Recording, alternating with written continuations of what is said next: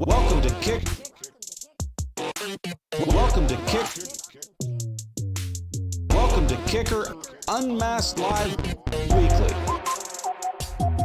Good evening, everyone. Tuesday. Good evening, everyone. I like to keep the show to about 90 minutes.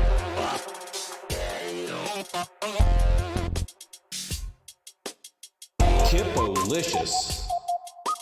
Be sure you get that schmedium every Tuesday night. Full tilt boogie.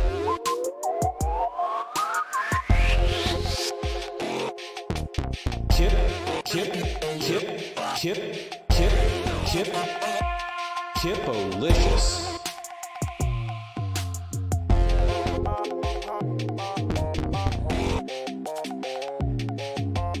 Good evening, everyone. Twisted Tea. Good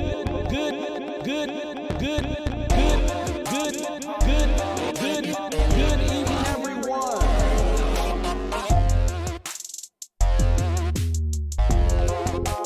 Be sure you get that schmedium. Twisted Tea. Hippopotamus. Cold beverage.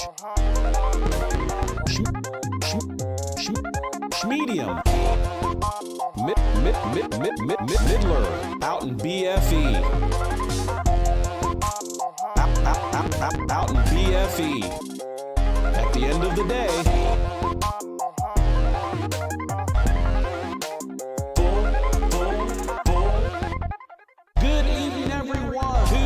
Tuesday.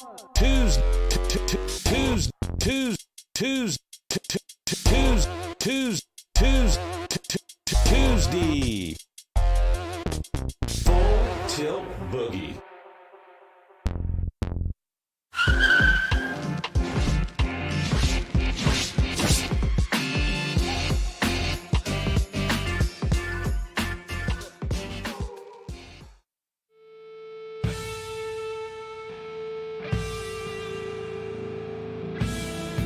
It's been a long road since the original Kicker christened that first pickup truck. It kicked off a car audio renaissance, and upgrading your music in a vehicle was a requirement. America's music machines became living loud over your passion, your emotion, your existence. Outdoors or on the open road, your sound is Kicker.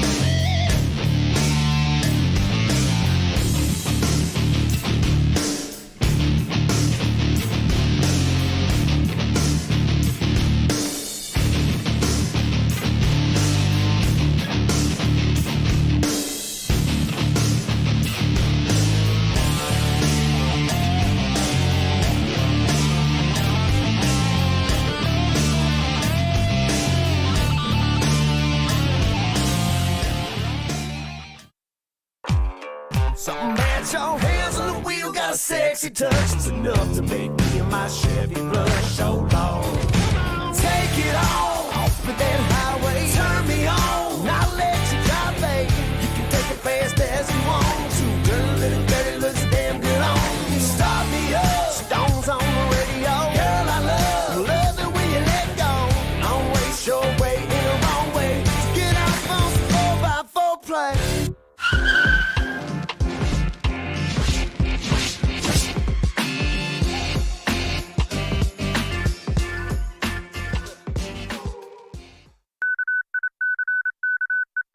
Flash!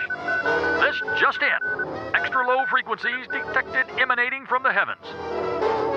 The saucer-shaped objects confirmed all over the world. Unidentified flying K saucer spotted delivering Kicker's amazing new Comp Q subwoofer.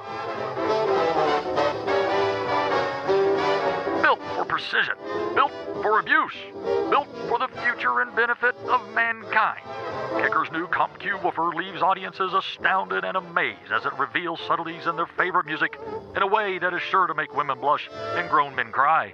The surround features Kicker's variable cross-section high-roll design, allowing extended cone travel and excellent cone control.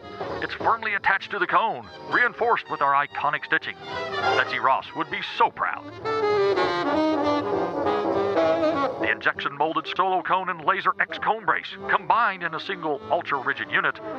Venting in the brace relieves performance-robbing back pressure. All this adds up to very low distortion and amazingly clean low bass. The progressive roll blue lace spider adds even more cone control at maximum excursion.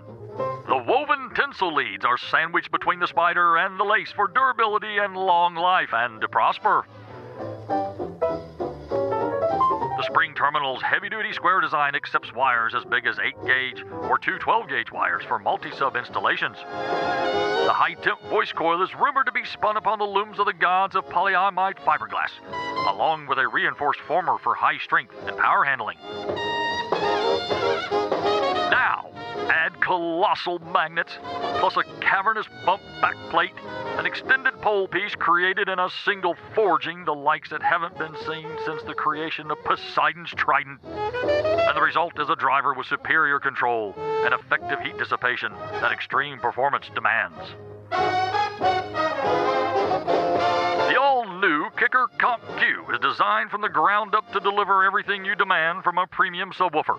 High output, deep, powerful, accurate bass, remarkably small enclosure requirements, stunning good looks, and not to mention the ability to frighten small children when turned up to 11.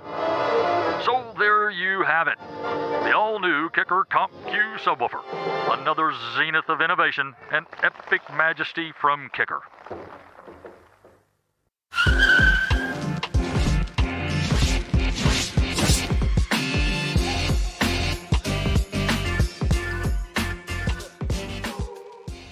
I built my first speaker to be louder. I was playing in a band and the drummer played so loud and the keyboard that I had wouldn't play very loud, and I went to my dad and said, I need a bigger speaker. It's a Fender Bandmaster, it costs $300. He dropped the newspaper. It said, $300? Yeah, but he didn't say no. He said, is it something that we could build? And so that's how I got started building speakers. The thing that I love to see is a product that we made and get to stand back kind of anonymously and watch somebody take a look at it, listen to it, and go, wow. I think that's what really lights my fires, to make products that people enjoy and have fun with. As time went on, I heard people say, you know, Kicker's like a family. I actually didn't set out to do that. I thought it sounded kind of hokey. I thought they were insincere and just saying that. After a few years, I realized, yeah, maybe that's what we've got. And that's the key, is the good people on your team in the band that makes the band really great. Well, I think Kicker is primarily a lifestyle company. That's a little backwards of where I started. I thought we were a technology company and we would make great products, but as time went on, realized that it's about people and helping people to enjoy their life and what they do. And that's what I do, too. So share the love a little bit, I guess.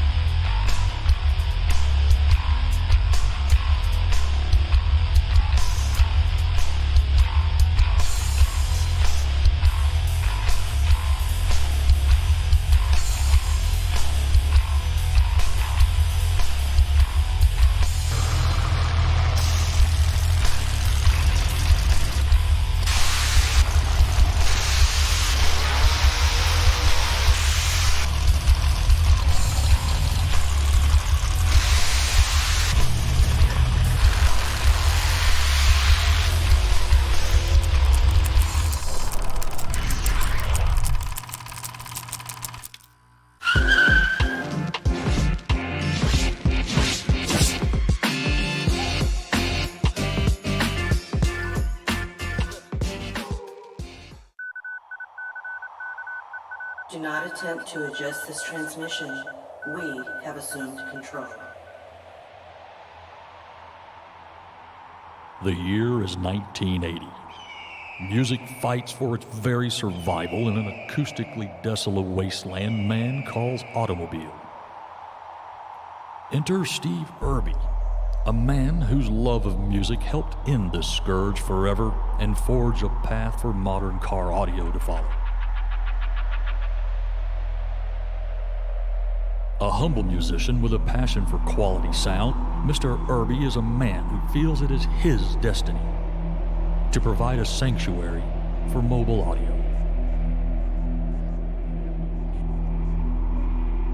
Welcome. Join us this evening as we venture back to the very night a young Steve Irby gains his inspiration to create the legacy we know today as KICKER Performance Audio. Though he does not realize it now, by this time tomorrow, Mr. Irby will have completed blueprints for the original KICKER and champion the war against mobile audio inequality. Tonight, Mr. Irby's prayers will be answered as he begins his quest into the Q Zone.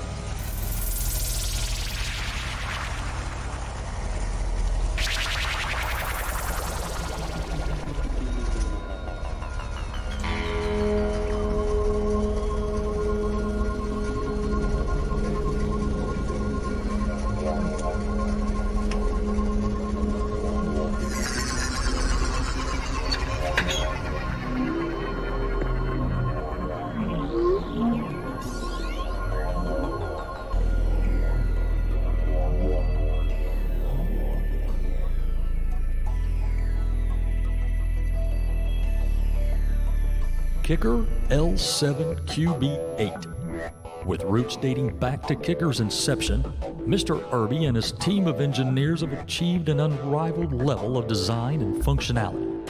With extraordinary bass and a minimal footprint, the L7QB8 utilizes a seamless quarter-inch extruded aluminum housing, allowing optimal internal air volume for the subwoofer. This exclusive design provides exceptional strength and stability. Like the original KICKER, the L7QB8 incorporates a unique passive radiator to minimize required airspace while optimizing the efficiency and frequency response of the subwoofer. Opposite the passive radiator, the L7QB8 is equipped with the all-new 8-inch L7 square subwoofer. The 2016 L7 features an aluminum basket for exceptional strength and thinned aluminum heat sinks for efficient heat dissipation. KICKER's blue lace spire, solo cone 360-degree back bracing, and a laser-etched cone brace combine as a single ultra-rigid unit. The result is increased clarity, higher volume, and added reliability. The square cone features over 20% more surface area than round subwoofers. It's attached to a Santoprene surround, then stitched to the cone for long life and durability. This surround features KICKER's patented ribbed corners, which fully dictates cone motion and extends surround life. At the base of the unit, a pair of custom-formed flanges integrate seamlessly with an extremely low-profile mounting system, consisting simply of a mounting plate and bar. Once installed, the overall height of the enclosure is only 9.5 inches. This profile is small enough to work perfectly in countless trucks, sedans, and SUVs. Once again, KICKER sets a new standard with the groundbreaking design and unparalleled performance of the all-new L7QB8.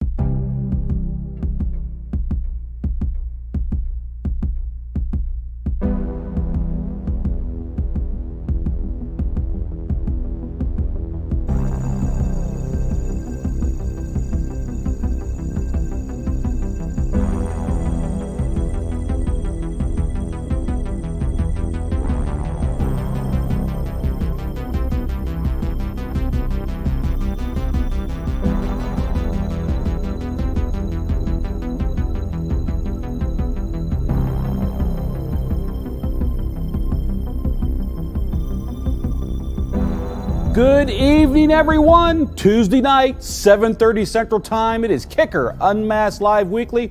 Welcome to the show, and thank you for tuning in. You know, we've got a great show on tap for tonight. Besides the funny hat and all the decorations, maybe you can figure it out.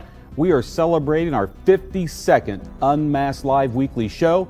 We're going to get to some more details on that in a minute because we got some special guests to talk about that. But as always, we're going to do some housekeeping. We're going to have some fun. There's going to be some talk about prizes and giveaways. And tonight, you guys are the winners because we've actually increased the number of prizes we're giving away on the nightly drawing that we do every Tuesday night.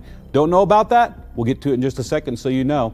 Everyone in the studio tonight, we've got myself, Kipple and Easter. I'm your host for tonight's train ride, hoping to keep it on the rails. As always, we've got Tim back behind cameras. He's making sure we get photos, everything we need. Backstage, tonight we have a special guest. Sandy's actually joined us for the first part of this. Everyone out there who knows Sandy, give a shout out to Sandy. JW, as always, Bill Frog doing his thing on social media, and Ernie back there trying to keep all the buttons and dials turned to controlled so we have a decent feed out of the building here tonight. Thank you for that shot there, Ernie. So everyone, thank you for joining us tonight. Before we get into the big part of the show, you know, we always want to thank Mr. and Mrs. Irby and the entire management team. You know, we get together, we all break bread, as I like to put it, here together. It's kind of our pre-show script meeting. We have dinner together. Tonight was Texas Roadhouse. We had steak. Even Tim had a steak, which is kind of interesting because Tim, he is a connoisseur. He makes a pretty mean steak himself, and he says, well, you know, I don't think there's many that are better than mine, so I just don't eat steak out a lot. But he did have a steak tonight. So shout out to everyone. Thank you for dinner tonight. That was our birthday meal. We had Texas Roadhouse, and that was enjoyable. And it was great to have Sandy join us. We asked her to come join the show. She's not here every Tuesday night, but she does a lot of fill-in work when JW or any of the others are traveling on the road. So she's part of the team. We wanted to have her here for the beginning. So Sandy, thank you for hanging out and having dinner with us and spending some time here on Unmasked this evening. Now, we do want to give a very special shout out to a gentleman by the name of Brad Manning. He works for Audio Midwest, which is actually a store here in Stillwater, and they have another location down in Edmond, Oklahoma. And Brad, I think it was yesterday or day before, if I don't have my days right, I apologize, but he just celebrated the birth of a brand new baby girl with his wife. So congratulations, Brad. I know you're tuned into the show quite often. Don't know if you're here tonight or not. With that new baby on your in your life, you probably have a lot of things you're doing, but if you are tuned in, man, congratulations. If you happen to check the feed later, shout out from the entire Kicker Unmasked team here. We want you to know that we're happy for you. So thanks for that. The tonight's show, before we get into the bulk of the show, you know, we always want to cover the contest and things like that. If you're new to the Kicker Unmasked Live Weekly, this will be news to you. If not, it's old hat, you know what's going on. But we do a contest every Tuesday night. I'm here, sir. Thank you very much, Brad. I just saw your comment pop up. Brad, congratulations, man. You know, that is definitely, it's changing your life, but all for the better. Take care of that. That's going to be, your better days are definitely ahead of you now that you've got that in your life. That's for certain. But Ernie, if you don't mind, if you could bring my laptop up real quick as an asset, because I want to go through this stuff pretty quickly here. You know, the giveaway, the nightly giveaway that we do every Tuesday night, it's kicker.com/UM Weekly. And Ernie will have this up. This is actually my laptop. I'm on the page right here. This was before the contest went live this evening. And as you can see, we've got 6 winners that are going to be winning tonight instead of the normal 3. That's, you know, it's our birthday, but we're celebrating with you and giving you the prizes. First and second prize, we're going to give away a set of those Snowman tweeter pods. We're going to get some good conversation about that going on. Plus, you're going to get some of those Kicker koozies and a limited edition Kicker Unmasked Live t-shirt. Third and fourth place, both of you gentlemen or gals, whoever might be the winner. We've actually had some ladies watch the show and join, which is fantastic. You're going to get a set of those Tabor 2 wireless Bluetooth headphones, not the earbuds, but the headphones. Another pair of koozies, and of course that limited edition Kicker Unmasked Live t-shirt. And then last but not least, our 5th and 6th place winners tonight, you're going to get some EB300 earbuds, the koozies, and a Kicker Unmasked Live event t-shirt. So some fantastic prizes on tap for tonight's show. All you do is go to kicker.com/UM Weekly, as you see on the screen here. And I know Bill's running it through the bottom of the feed. You just scroll down to the bottom, you click sign up for the newsletter. I agree to accept. The button here will light up green, click continue. You'll answer a few questions, throw us your shirt size, and you'll be entered in the contest. It's very easy to do. That is contest number 1 that goes on. This contest kicked off at 7:15. Those of you who watch the show all the time know that we launch this one every week at 7:15. That way you can enter before the show goes live. But if you're new to the show, you have until 8:30 Central Time to register for tonight's drawing. We cut off the entry right at 8:30, and then we'll announce the winners before or right at 9 o'clock before the end of the show. And then moving along to that, the next one we've got going on right now is we've got what we call the Kicker giveaway. So Ernie, if you want to bring my laptop back up and show this one as well when you get a second. It's still there? Awesome. I see the red light. I think it's on me. Kicker.com/giveaway. And this is for the collab that we are doing with MB from MB Enclosure. And this is to win. Now, this is a specific prize, so I want everybody to understand this, but you're going to win. It's a under-seat enclosure for a 2019 or newer Ford F-150 crew cab truck. It's been designed and tuned by MB himself. And we got in the description here, we have two 8-inch Kicker Square subs. Well, you are going to get two Kicker 8-inch L7S subwoofers in that enclosure. So you'll get the enclosure, you'll get the pair of subwoofers to load in there. That is a fantastic drawing that we're doing with MB. We launched this contest with him when he was on the show a few weeks back. This is going to run until midnight on November 29th. We'll close the contest November 29th at midnight, and then on November 30th, which is a Tuesday, we'll have on the Kicker Unmasked Live Weekly Show, MB will join us, and we will do the giveaway for that prize to some lucky winner. Moving on away from that contest, and we got a lot of them going on right now. We got three basically going on. So this one here for the MB enclosure is kicker.com/giveaway. Bill will post this in the chat feed or scroll for the bottom of the screen so you can have it, guys and gals. And then last but not least, we launched this contest. There's 5 days left on this contest. And basically what it is, if you've ever wanted to have your vehicle, your ATV, your UTV, your boat, whatever it is that has Kicker gear, and it's got to be current Kicker gear. So it's got to be some of the new stuff that's out right now. If you've got some of that in your ride, take a picture, enter the contest. We're actually going to pull from them photos, and it's your opportunity to actually get your ride, boat, UTV, ATV, whatever. You're going to be in the Kicker catalog for 2022. Could be 2023, depends on how the timing works out on our end, but it'll be the 2022 or the 2023 Kicker catalog. We have 5 days left on this. Please enter, get your photos in here. There will be a panel of judges here at Kicker. We'll choose the ones that are going to go in the catalog. This is your chance for whatever you have to be in the history books, in the actual Kicker full color catalog. So check that one out. That's the contest for that. And while Ernie's still got my laptop up, I'm going to just bump over. Of course, we have events. We are actually running down or rolling down the year. I don't see anything listed on here currently other than tonight's show. The big Showdown show out in Las Vegas with Steve Barber from Sharton on him. That was this past weekend. That was a huge successful show. I've seen pictures, seen videos. It was fantastic at the SEMA show. We're going to have Steve on. Going to probably try to have Steve on next week's show for a little bit and actually kind of do a debrief or a recap of what happened at that show and all kind of the highlights. I'm sure Steve's got some great photos and videos we can share, maybe even some other things on that show. So right now, there's really nothing listed on the event schedule because we're getting towards the end of the year and it's winding down. But if you ever want to know what's going on in the Kicker world as far as events, just hit the Facebook page, go to Kicker, go to the events tab, and you can see all the events that we've been and see all the events where we're going to be located. So that, in a nutshell, takes care of everything from my laptop, Ernie. Let's bring it back from that ever-changing window there when everything goes on. So that's our contest for the evening. We will try to get Steve Barber on next week and talk about the Showdown, do a recap on that. And then we just ask for this politely. You don't have to do it right now. But if you're enjoying what Kicker Unmasked Live Weekly is doing as far as bringing content to the community, on your way out the door tonight, if you could do us a favor, smash that thumbs up button, subscribe to the channel. It really gives us the leverage we need when we go to management and tell them there's different things we want to do on the show and things like that. And if you have any suggestions for what you'd like to see on Kicker Unmasked as far as product, demos, try to prove something through the science of, that's a show that we do a lot of, or if you have a special guest that you'd like to see us get on the show, man, hit us up at social@kicker.com. That's the email address, social@kicker.com. That gets you straight into Bill Frog's email box. We take all that information, look at it, and we use that to plan the shows. We plan these shows about 4 weeks in advance. We try to plan a month out.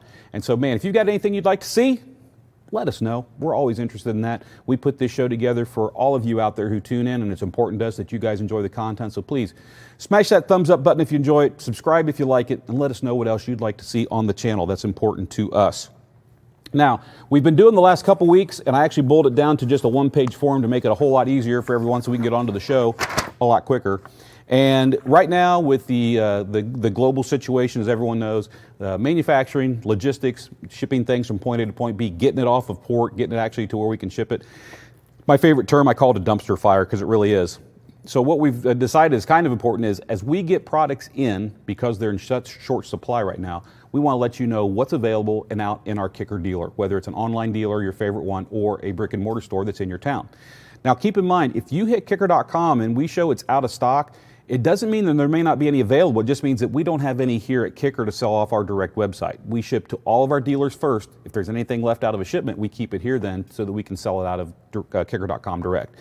So with that said, since last week's show, these are the items that have hit. They've been QA, QC'd, and they have been released, and they have been shipped out to the world. They're either in your favorite Kicker dealer, they're an online dealer, or they may be on kicker.com if we had enough to fill all of our dealers' requests and keep some for ourselves. But the items that have been in the last 7 days would be the BKM, which stands for Bulk Kicker Marine Speaker. It's a 6.5-inch non-LED coax speaker. We got a big quantity of those in, and those are shipped out the door.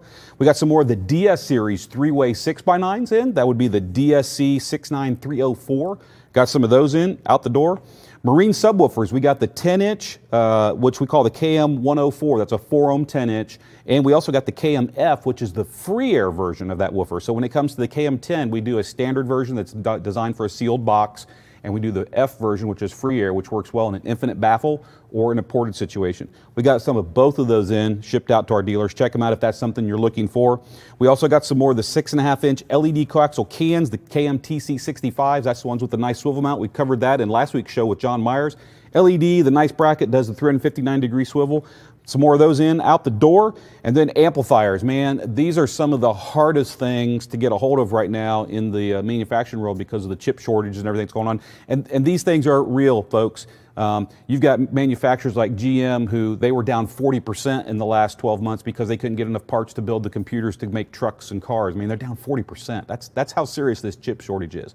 So amps are really hard to get a hold of. So I think it's important when we get amps in, let you know what's available and they're out in our dealers. So as far as amplifiers go, we got in CXA 800.1s. That's the 800 watt monoblock. Does 600 watts at 2 ohms, a full 800 watts at 1 ohm. Actually does more than that. If you check the website or even some of the like Wilson Audio Labs, you can see there's amp dynos on these and they do a whole lot more than that. So we've got in some CXA 801s. We also got in some CXA 1200.1s. That amplifier does 1200 watts at 2 ohms, plus or minus 1200 watts at 1 ohm. We also got in some CXA 1800.1s. That amplifier does 1800 watts at 2 ohms, plus or minus that number at 1 ohm. And then last but not least, we did get in some of our 364s, which that's the 4-channel amplifier in the CX line. That amplifier, it's 65 watts times 4 at 4 ohms. It's 90 watts times 4 at 2 ohms.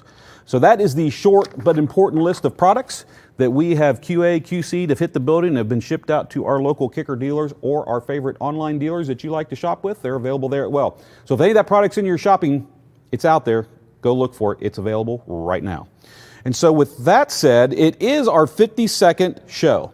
This is 52 right here. Now, if you don't count, we're not counting the original show, which was one we did to replace SEMA. That's, a year ago, and a couple weeks ago, when we couldn't go to SEMA. The entire show was closed down. So we had the first original UnMasked, and then we started the weekly show about 2 weeks after that. And so we're not counting that first show. If we count the first show, we're actually at 53. But this is our 1-year birthday party we're celebrating tonight. Like I said, the prizes are for you. We've increased the amount of giveaways that we're giving out. We got 3 contests going online, and we have got some fantastic special guests joining us tonight so we can talk about, the highs of the show, the lows of the show, their favorite moment, their best demo, what do they like about the show. Anything like that. It's going to be an open forum, open discussion. It's going to be a really good time. And so joining us tonight, we've got Andy McGill, Mr. Living Loud with Andy. We've got our good friend. He's just about 3.5 hours away. That would be Robert Hi-Fi Vega. Back up on him. Go down a little further south. Go down further south. You got Dean Bayett from 5 Star. He's joining us tonight. Everybody knows Dean. And last but not least, we got Mr. Dereck Williston from Williston Audio Labs, old school car stereo. He is joining us tonight. These are some of what I can really consider truly the rock stars of the community out there when it comes to 12-volt audio. They've spent some time with us on shows through the last year, and so it was just appropriate to have these people join us tonight to have fun, have a roast, have a laugh, and help us celebrate the 1-year anniversary that we've got going on right here on Kicker Unmasked Live Weekly. So with all that said, do you have any comments on the feed to throw up there, Jeremy? Is there anything we need to give a shout out on real quick? You got anything in your queue? Anything going on? I'm going to look down here at the feed. Living Loud with Andy. I see that there. Hey, Andy. Hey, Dolores McGill. Hey, Dolores must be here to watch Andy. I'll bet she is. Shout out to you. If you got anything here, throw them up. Set up, blah, blah, blah. I'm just rolling through the feed. Paul posting, this is fun. You know, Paul, it's everyone out there, it's hard to watch all these comments scroll through the feed, but when I say see it good and I got to pop it up here, Paul posts, Kip says, I fish with Yeti. It needs to say I bump with Kicker. Yeah, my Unmasked Live weekly cup was actually dirty when I left the house this morning, so it wasn't clean, and so I had to grab another Yeti cup to bring to work. So yeah, tonight it's I fish with Yeti. Actually on the backside, I don't know if anybody knows him, but it's I fish with Bear, and Bear is actually a captain of a boat down in the Miami Keys. Great guy. He sent this cup to me after I spent some time with them. So that's my Yeti cup for the night. Unfortunately, my Unmasked cup, like I said, it's home and it is dirty. So we had to put that away. Jeremy, if you've got anything you'd like to throw up at any point, here we go. I got another question here. Would it actually less than 1 ohm? Seems a plus or minus would have to be a plus, right? All right, so Cornut, I'm glad. Good question. Would it actually do less at 1 ohm? It seems the plus minus at 1 ohm would have to be plus, right? Well, not necessarily, Cornut, and that's why on the CXA, if we look at the 401 and the 801, those amplifiers have actually went through a redesign within the last year or so. And the circuitry in those amplifiers develop full output power into 1 ohm. They'd also work into 2 ohm, they'll also work into 4 ohm, but they develop full output power into a 1 ohm load. So you don't see any plus or minus 10% on the 400.1 or the 800.1 because they're designed for 1 ohm duty, for full output. Now, when you get into the 1201 and the 1801, they're slightly older. They're still part of the CX line, but they didn't go through a redesign yet, and they probably will in the next couple years. But those two amplifiers were really designed to be full output into 2 ohms, but be 1 ohm stable, and that's where the difference is. And so on the 1200 and the 1800, they develop full power into a 2 ohm load, and into a 1 ohm load, it's plus or minus that number. The reason there's a variance there is because when you go to a lower impedance, start anywhere you want, and when you go to a lower impedance on an amplifier, it's just harder on an amplifier. The amplifier has to draw more current from the batteries, it has to draw more voltage from the batteries, it has to put more current through the circuit board. It's just harder on an amplifier when you keep dropping it down into lower impedances. And so on those two amplifiers, are they stable and safe into 1 ohm? Absolutely. But based on the input voltage and the things that could happen because they're bigger amplifiers, 1200 and 1800, and have the things that might develop in a car, they have protection circuitry in them that it will pull the power back if it sees it's not going to like the electrical you've got in your car. A lot of people buying CXA 1201s and 1801s maybe just have a stock alternator and one battery, and if they can't provide enough current and voltage, would you rather the amplifier gives up a little power and stays 100%, or would you want the amplifier to blow up? That's kind of where that sits in that game. So on those two amplifiers currently, because of their design, they develop full power into 2 ohms, and they'll probably still develop the same power into 1 ohm, but we do have that plus or minus 10% caveat in there because it could be plus or minus 10%. Now, I know when we get to him, he might have some input on that because we also use that same caveat on the now discontinued, but the KXA 2400.1, and we put that same disclaimer on that amplifier, plus or minus 10%. I think Dereck found out a lot about that amplifier when he ran it through an amp dyno, so that'll be interesting to talk about. So great comment, Cornut. Glad we could bring that up for you. DP 4x4. Kip, can I run one bass knob to 2 Kicker Key 500.1s and control both? You know, we've answered this question before, and I've talked to the guys in R&D, and the way that works, you really can't. If you want to run 2 Key 501s with one bass knob, what you would need to do is not use the included bass knob that comes with the amplifier, but you'd have to buy whatever you like as far as an external RCA bass knob. You would then go into the input of that external bass knob and then take it back and feed the RCA inputs on both Key 501s. If you do that, you can absolutely control 2 Key 500.1s together at the same time. You just can't do it with the included bass knob. The included knob will just work with 1 amp to 1 knob. So hopefully that answers your question on that. That's a good question. Scott Roberts, is a CXA 1200 a good match for two 12-inch comp Rs? 12-inch comp Rs, if I remember right, are rated at 500 watts RMS, I think. You're going to make me actually go to the website and look real fast. And I will do that. Let me look here real quick. It's either 500 or 600. And trust me, I wish I could keep every spec of every product in my head, but I can't. I try. I do the best I can. But it's nice to have the internet right here, and I can just go look. So a 12-inch comp R woofer is rated at 500 watts RMS, 1,000 peak. So I was right. It's 500 watts RMS. So a 1200.1, yes, absolutely. That would be a great amplifier to line up to a pair of comp R12s. In any situation, not just this one you're asking about, but in all situations, always make sure you go through the process and make sure you're setting your gains properly all the way from the head unit all the way back to your amplifier. If there's any other processors in your signal path, you want to make sure you've got the proper gain structure set. And you want to make sure that when your radio is about 3/4 volume, that your amplifier is just just at clip. It's just right there. Run a clean signal. That extra couple hundred watts, that's not going to be nothing on a pair of comp Rs. It's going to like it just fine. That'll be a good match. Do it. RPM. I'm celebrating by installing KS 6x9 components, 6 3/4 and 3.5 coaxials, and a pair of Q Class 8s in my F-150. Man, it's the celebration, but it's for you. That is going to sound fantastic. Do us a favor. When you get that install done, please snap a couple photos, send them to social@kicker.com, upload them to your social media, whether it's Instagram or Facebook, and tag us, the Kicker hashtags, and maybe I can get Bill to put those in the bottom of the screen at some point, but our hashtags are hashtag living loud or hashtag Kicker audio. Man, if you got installations of great Kicker gear, we love to get the photos direct from you, and we also love for you to tag them on social so that we can get them and then we can rebroadcast them through our social media. So RPM, thank you. I know that's going to sound great. Alan Brockhouse, hey, Kip Kicker, do you all prefer 6th Street Walmart or Perkins Road Walmart? Well, that's a good question. I live on the east side of town here in Stillwater, so I actually prefer the Perkins Road Walmart because it's basically just down the street from me, so it's easy to get to. Now, occasionally, you feel like, maybe they got something different over at the new Walmart. So occasionally we'll hop in the car and we'll drive over to the new Walmart just to walk in and look around. But honestly, what's pretty crazy, based on my experience, not only mine, but my wife's as well, is especially on electronics, they seem to have a better selection of that stuff at the Perkins Road store as they do the new one out on 6th Street. So I don't know what anyone else's experience is, but we've kind of noticed that there can tend to be a little better selection at the older Perkins Road store than the one out on 6th Street. But normally I shop the one in Perkins Road, but occasionally you'll find me out the one at 6th Street. If you do, don't arrest me. I hit both. 5-star car stereo. If I had 2 pairs of 5-way 6x9, does that mean I have a 20-way speaker system? If I had 2 pairs, wait, you're asking me to do math. So 5-way pair would be 10 and 2 is 20. Man, I don't know. It would definitely be a 20 speaker system.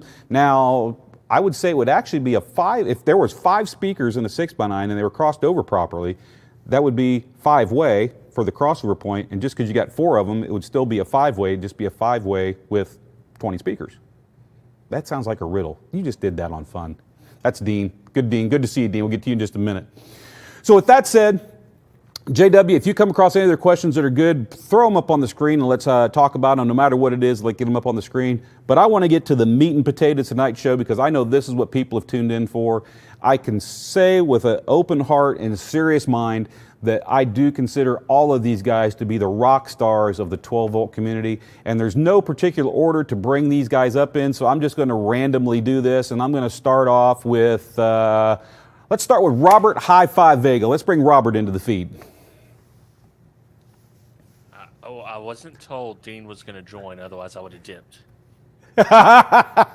It's one of those things. We were actually going through the list and we were looking at who we had on the invite list, and as I'm looking at it, I'm going like, really, there's somebody missing here, because if we're looking at this dynamic group of people who I consider the core 12-volt, we can't do this without Dean. We got to bring him on. Yeah, you got to have it. See, I can dial back the sarcasm now that Dean's on. I think you can fill in my spot. Well, that or you can show Dean how it's done. I mean, I do follow you guys and watch Reverse Polarity, and you two definitely have a tit-for-tat thing going on there. Yeah, we got mental abilities. So, real quick, before I bring in the rest of the guests, real quick from you, Robert, if you were to pick a episode or a topic that we've covered, which one do you think stands out in your mind? I like the Wire episodes. Obviously, I'm a Wire guy. I love it, the whole shabam. But the insanity of running 4-gauge CCA to a 2400 KXA 2400, and I hope you did it beforehand. You said you did. I didn't believe you, but it seemed very sketchy. Well, here, I'll tell you, and Ernie will back me up on this. Some of these tests we put together, Ernie will be like, "Oh, no, Kip, it'll be great. You can do it. Oh, no, don't worry about it. It's going to be fine. You know it. You know this stuff. And hey, let's talk about this and let's talk about that." And sometimes I'm even going, whoa, time out, Ernie. I want to do the test first. I want to know what I'm getting into before I take this on to live. And Ernie's like, "Oh, no, you got this, bro. You got this. Don't worry about it. And go this and do this." So have there been a few shows where the results have been run the first time in front of the camera? Yeah, there's been a couple. But there's also been a few where we actually run the test and see what's going on, because we want to make sure that the test we're showing is actually demonstrating the aspect of what we're trying to show. So, the wire show, that testing on wire, that's one of my favorite episodes as well. I know we did a couple episodes on that. I'm looking forward to doing some more in the future. And in fact, when we do that, and maybe we need to plan that for during your break you were talking about, get you over here and we'll do those tests with you here live in the studio. Yeah, we'll give away a Big 3 kit and a Hi-Fi Vega Big 3 kit, and we'll do the whole thing. We can absolutely do that. And, when it comes to keeping track of what wire costs, who's got real copper, who doesn't have real copper, who's got tin plating, who doesn't, who's cheating the system and it's undersized wire, I don't know that there's any source on the internet, period, that does as good a hands-on job as you do as taking and acquiring these products and doing a hands-on analysis, and I applaud you for doing that. I appreciate it, man. It's not much, but it's honest work. It's not much, but it's honest work. It's what you do at the end of the day when the battery work is done. Exactly. All right, so now that we got our boy, your boy, in the studio with us, let's shoot over and let's add, it'd be too easy to add Dean, so let's go a different route. Let's add Mr. Living Loud himself, Andy McGill. Let's bring him into the feed. Andy, how are you doing this evening? Come on board. What's going on, guys? Thanks for bringing me on. Happy anniversary. This is awesome. How are you doing tonight, Andy? Doing good. Just did a little bit of body work today. Enjoyed the sun. Last few days of 60-degree weather, at least up here in Pittsburgh, PA. Is it starting to get cold up there? Oh yes. It's here. We had a cold snap last week, but it's really gotten nice, and the weather this weekend has been great. Wow. Yeah, you got to enjoy it while it lasts, but you know what? Summer will be here before you know it. But by that time, hopefully the L7X will be here too. Absolutely. So, going to ask you another quick question, just like I did for Hi-Fi. What's your favorite part of the show that we've ever done the last 52 weeks?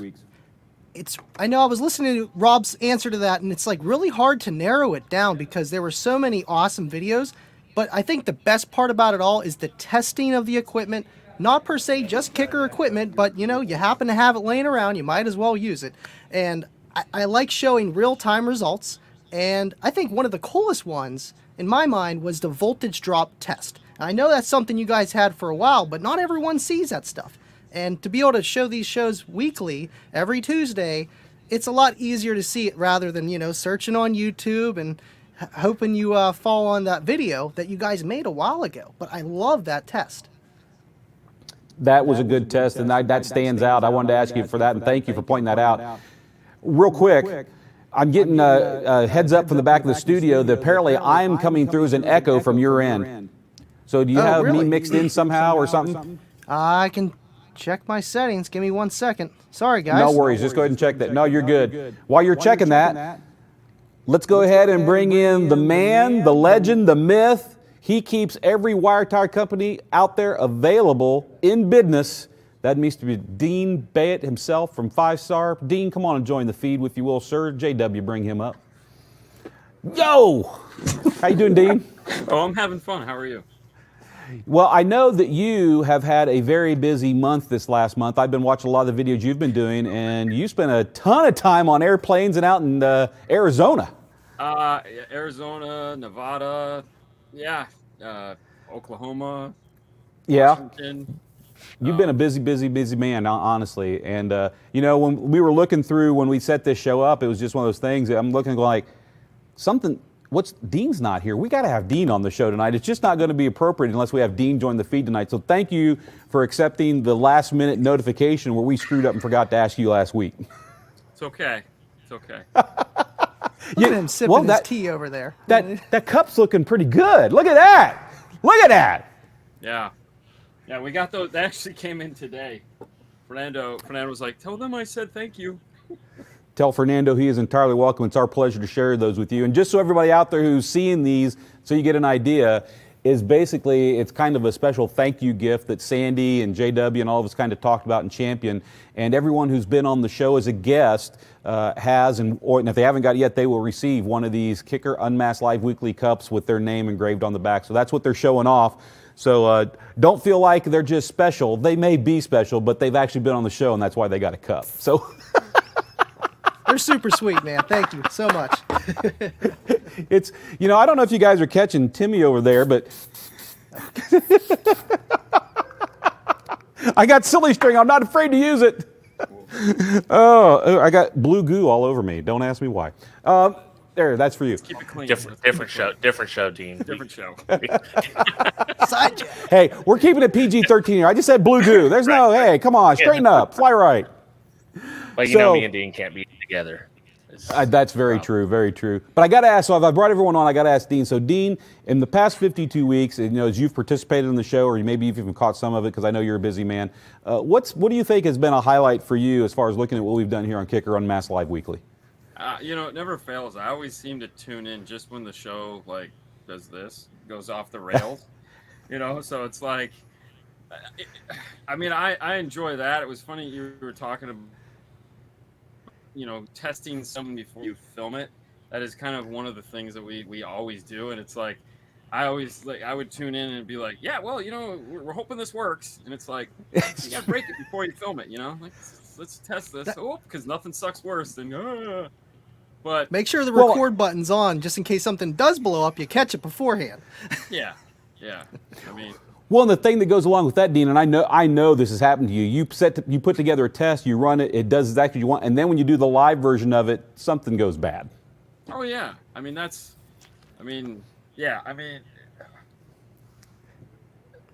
we were filming the live quad box thing, it was like, all right, let's try that. I'm sitting there going, oh, this is going to be disaster. Please let these screws come out of this box.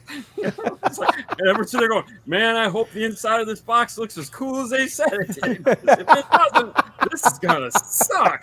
It's like, oh, the phone, it fell in the box. Oh, hey, we got to go. But yeah. Well, at least in that case, truth in advertising did pay off. What you opened up, it was what we advertised. Oh, yeah. It was like, oh, thank God. Because, we'll be filming stuff just for the show, and it'll go sideways, and you're just like, oh, come on, really? When we used to do unboxings for radios, we'd be trying to get CarPlay or Android Auto to work, and you're just like, in the first few, that first came out, it's like, come on, Android Auto, come on, lucky number 7. No Android Auto, awesome. All right, we'll cut in some B-roll. There you go. That'll make it happen. But I think the best show was this guy that came on. He went for this 20-hour truck ride with this giant 615 system, dead tired, showed up the next day and went ahead and went live. It was a great show. I don't remember who the guy was, but I enjoyed a lot of it. Who could that have been? I don't know. I slept on that guy slept on somebody's room on some air mattresses. You did. You slept in your boy's room up there on some air mattresses. And for those who don't know, it looks in real.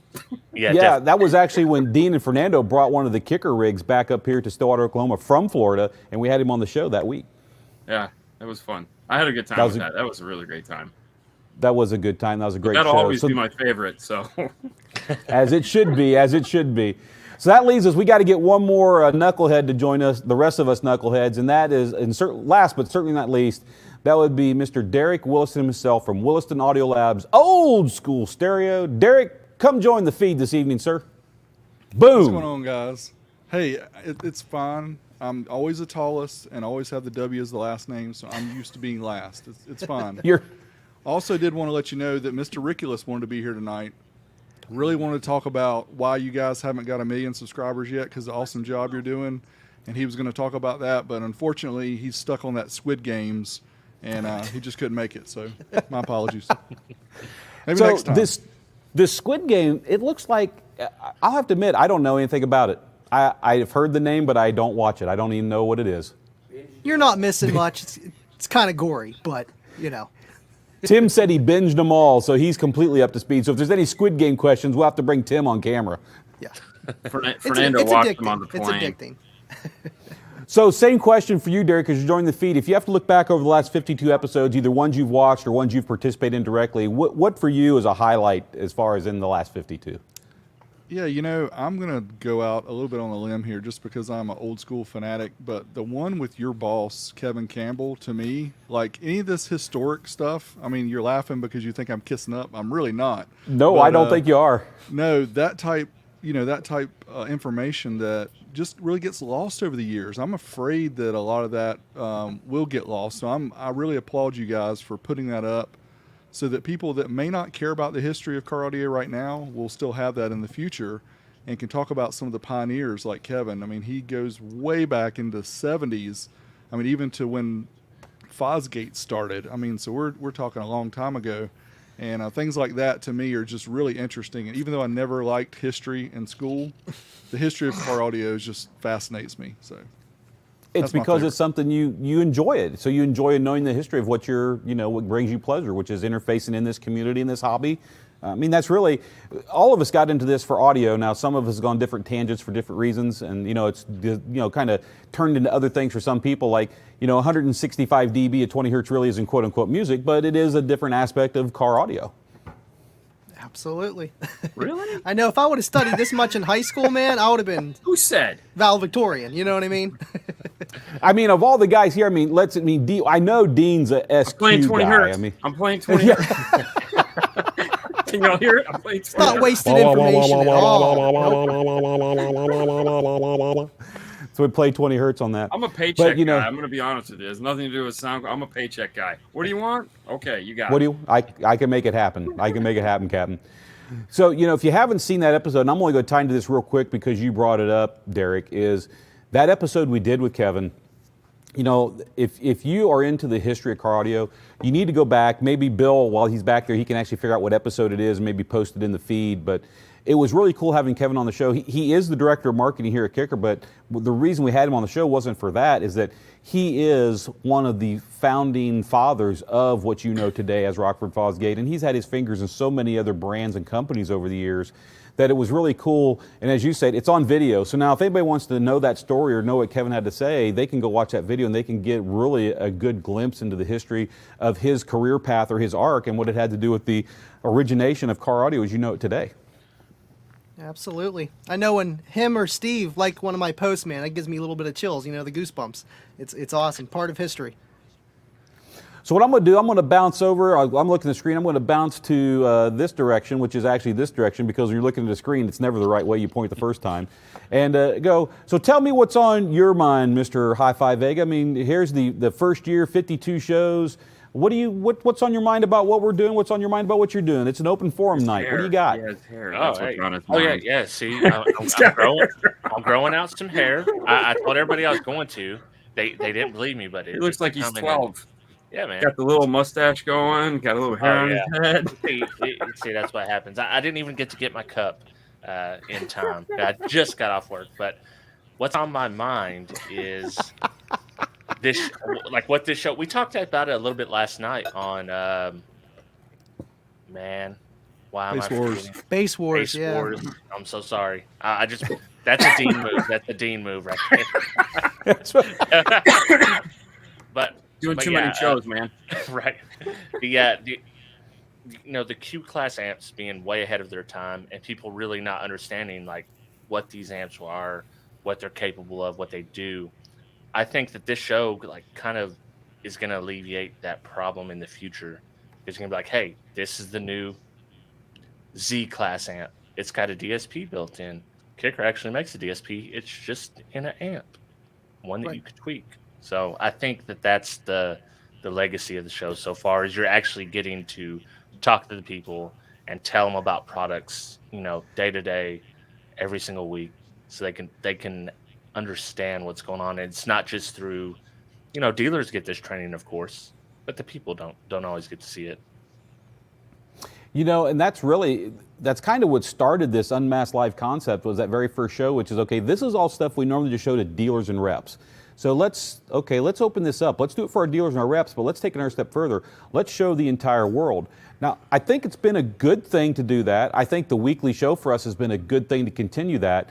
The only thing that's probably been a learning experience for all of us is when we announced the L7X, which is this puppy right here beside me, which we did in the original UnMasked show. That woofer was supposed to have been ready to release to the market that following, which would be this year's first quarter. And it's just, as we know with the pandemic and everything that's happened, is everything is behind schedule. You can't do anything on time. You can't make it in time. You can't find parts. You can't find ways to ship it and deliver it. It's just a mess. And so what we did learn from UnMasked is we want to let people know about new products that are coming out, but we're definitely going to be careful about riding that line between, are we letting information out too soon that people feel like we're just leading them on, or are we letting it out not soon enough so they don't feel like they've been on the inside loop and know something that's coming before it gets here. And so I'd say at this point we don't regret letting the information on the L7X out, because if it would have landed when it was supposed to, it would have been the right time frame and everyone would have been quote unquote happy. But no one, at SEMA time, none of us could foresee what was going to happen that next year and cause the problems it caused. We were just, no one. Yeah, here it is, 2021, and I still don't have an L7X in the Trooper. Yeah, no, I don't care about all those. Still complaining. but I mean, I think that was a cool thing, because that was a learning curve that a lot of manufacturers stepped into. I mean, we get the luxury of talking to a lot of manufacturers, yourself included, and that was something that, for one, no one was expecting, but two, I mean, there was a particular 5-channel amp that someone let out of the bag like 2 years too early, and it was like, when's that thing coming out? And it's like, everyone slow your roll. Just slow your roll, but as a manufacturer, when you do that, it's like, oh crap, what do I do? Because now it's on a video. It's not like you just like in a hallway somewhere at SEMA and said, hey man, look at this picture on my phone, what we're coming out with. You guys went up there and said, look at this woofer. Wow, we're going to come out with it next year. We're going to come out with it the year after. It's coming out sometime, and it's going to cost us a price that you may or may not like now, or but hey, it happened, and oh well, now we know. Wait a little bit longer. Just a little bit longer. Patience is virtue. Patience sucks. Is virtue. That's why I'll sign every NDA that they give me so they can show me this stuff now, and I go, all right, so what are we talking, like 18 months? All right, I'm quiet. I just wanted to know. I just want to know what I'm in for here on this ride. Yeah. So, that was a learning experience for us on doing UnMasked, but we're going to try to be more conscious of making sure that the products are going to land a little closer to when we announce them. We're still going to do announcements on UnMasked Live Weekly. So when there's new product to talk about, which there might be soon, because we're coming up that time of year that, there might be some new products to talk about. But when we do it, it'll be here on UnMasked Live Weekly. It will be done on this weekly show. So that's, one of the good things that we've done this show for, setting a platform so we can have these kind of conversations, launch product, talk to guys like you, talk about, the myths and the facts of car audio, wire gauge, all those different things. And so to me, it's real interesting to get each of you your perspective on what we've done on the show, whether you've just watched the show or whether you've participated yourself, because I don't think the show would be what it is today without each of you doing what you've done with us, because I really feel the power's in your hands. Kip, I wanted to bring that up a little bit because Dean and Rob and I talked about this a couple years ago before you guys started doing this, about how we see the industry, and Dean is a lot closer with the other manufacturers, but we kind of were wondering, why aren't people utilizing this new thing called the internet and video streaming? So for us, it was kind of like, this is a no-brainer. We've been doing this for years, but we're wondering why the manufacturers haven't jumped on. So you guys doing this in the fashion that you're doing it, you're actually educating the consumer as well as showing products. To me, this is a no-brainer. And I think any company that's not doing this, and I've said it before, they're really behind the 8 ball at this point. And the longer they wait, the further behind the 8 ball they're going to be. I got to give total props, to each of you in this screen with me here, honestly. Before we did a Kicker Unmasked, I have watched content from all of you, except for probably Andy, because I think Andy really came on the scene post when we did our Kicker Unmasked. But the rest of you, I've watched your content for years, literally years. And what you're saying, Dereck, is kind of mindset where I was at, where I was just absorbing everything that was going on. And it finally got to the point where I felt like, okay, this is where we need to go. And maybe I would get some resistance to people buying in. But then this thing called the global pandemic, where everyone stayed home, we can't go anywhere, kind of fueled our ability to do this. So I jokingly say one of the great things that came about this shutdown time for us is we created Kicker Unmasked Live Weekly, and I think it's been a wonderful conduit to bring in guests such as yourselves to cover topics, to cover the myths and the facts. And then I know everyone is like me. I'm always excited. I mean, I want to see the next new TV coming out from Sony. I want to see the next new TV coming out from LG. I want to know about the new 21-channel home receiver with Atmos 5.5.5.5, which is a tribute to the 5-way 6x9s that Dean over there was talking about. 6x9s. Hell yeah. Exactly. Yeah. So Pioneer makes those. They do. Yeah, it was the guy that invented those or had to make those was the same guy that came out with the IB flat. Okay. So yeah, that great woofer. So it was like two things on your resume is like I had to make a 5-way 6x9 and I made this amazing flat subwoofer that used a spare tire as a tube for moving air into your car. But yeah, just make this this one can disappear. Right. I made the IB flat. Dean Sparkomatic did those 5-way 6x9s in the 70s, so we're... Yeah, but Pioneer is way cooler, all right? Slow it down there, old guy. Grow some hair. Just like your buddy, grow some hair. I can't. He can, I can't. Yeah, it just doesn't work. Folks, welcome to the Knoxville portion of the show. If you need hair, we care. Come on and join the train. There's no pain. We're going to grow it up on top. No stop. Wait, can you guys imagine, like, Kip already floated this idea before the pandemic. Pandemic happens, and Kip's, like, sitting back in his chair, like, yeah, remember when I was telling y'all about that? Yeah. He's like, this is his trump card. Like, he's like, but then he passed them the invoice, and like they were over there giving Steve, pushing Steve on the chest. Come on, breathe, man, breathe. You say that, but Roy, the good news about it is, the marketing budget that would have been spent to go to SEMA and do everything we do, because when we go to a show, I mean, it's all the gear coming out. Yeah. I get Timmy on this. He's having fun with that silly string. But the money that we'd spend, for travel and meals and hotels and setting up the booth and paying for the floors, everything that went into that, we were able to take a chunk of that money, and we didn't have to spend that entire budget, but we took a very big chunk of it, and it's what allowed us to put together this studio environment with all the gear and do what we do. And I think, as a manufacturer, just speaking out from that, I think I've seen a definite return on this investment. And on a personal side, I've got to meet and interact with people like you, and to me, that's just awesome. Oh yeah. I feel like everything that you guys are doing, you're just putting a megaphone to it, so everyone can hear and listen and tune in. And it's a key that's never been used before. At least for the car audio community of a company.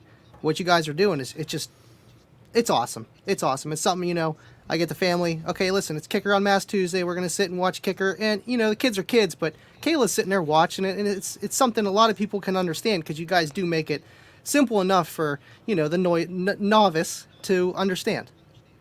Well, we make it simple enough because that's as far as I get to go. There's no more for me to say. Well, I will say that my wife, she won't watch any of my videos. She'll watch SideJag, but she watches Unmasked Live every week. So really, yeah, she watches. I'm not the sound. I was just saw the SideJag. She watches that, huh? Yeah. Well, I mean, it gets a little crazy. Yeah. Listen, we have a very dedicated group of 20 people that watch it. Oh, it is the best. Thank you all. Sorry for the side jag with the silly string, but Tim and I are here having silly string wars. He's got a can and I got one. Apparently, it's going to be that way. Hey, man. At least you got people in your studio. We're four guys staring at ourselves in little tiny monitors. Yeah, but the world doesn't know that. It feels much bigger than that. No, it doesn't. Oh, come on, Dean. Work with me here. Work with me on that. So I'm going to move over to Andy real quick. Since I started with Robert, I'm going to move over to Andy. So, Andy, what do you think, looking forward to the next, because, until we all get pink slips tomorrow in our notices, we still have jobs we know of. What do you think Kicker Unmasked needs to do for the next 52 weeks? I mean, in your mind, what topics or demos or things we need to talk about? What do you think it should be? That's tough. I mean, you guys got all the bases covered, but it almost seems like you could go a little bit deeper into some things for us 1%ers, because there's a lot of us that are actual bass heads. We're doing 150s, 160s, not SQ stuff. And we're tuning in, and I want the guys that are, that kind of group that I'm, in control of with the judging and the Team SPL that I run, so that they run Kicker. You know what I mean? And I really want to see more of the SPL stuff, maybe. That would be about it. But I know that's not the majority of your guys' income, because Kicker, you guys make products for everything from A to Z to Marine and everything in between. So I feel like maybe focus a little bit more that way, but you really can't at this time. So I know whenever the time comes, though, you guys will. Well, it's interesting you bring that up, Andy, and that's a good point, is when the L7X finally hits, which, as we've told the world, we're looking Q1, Q2 of 2022, we're going to release it as soon as it's available, but that's our target at this point on those drivers.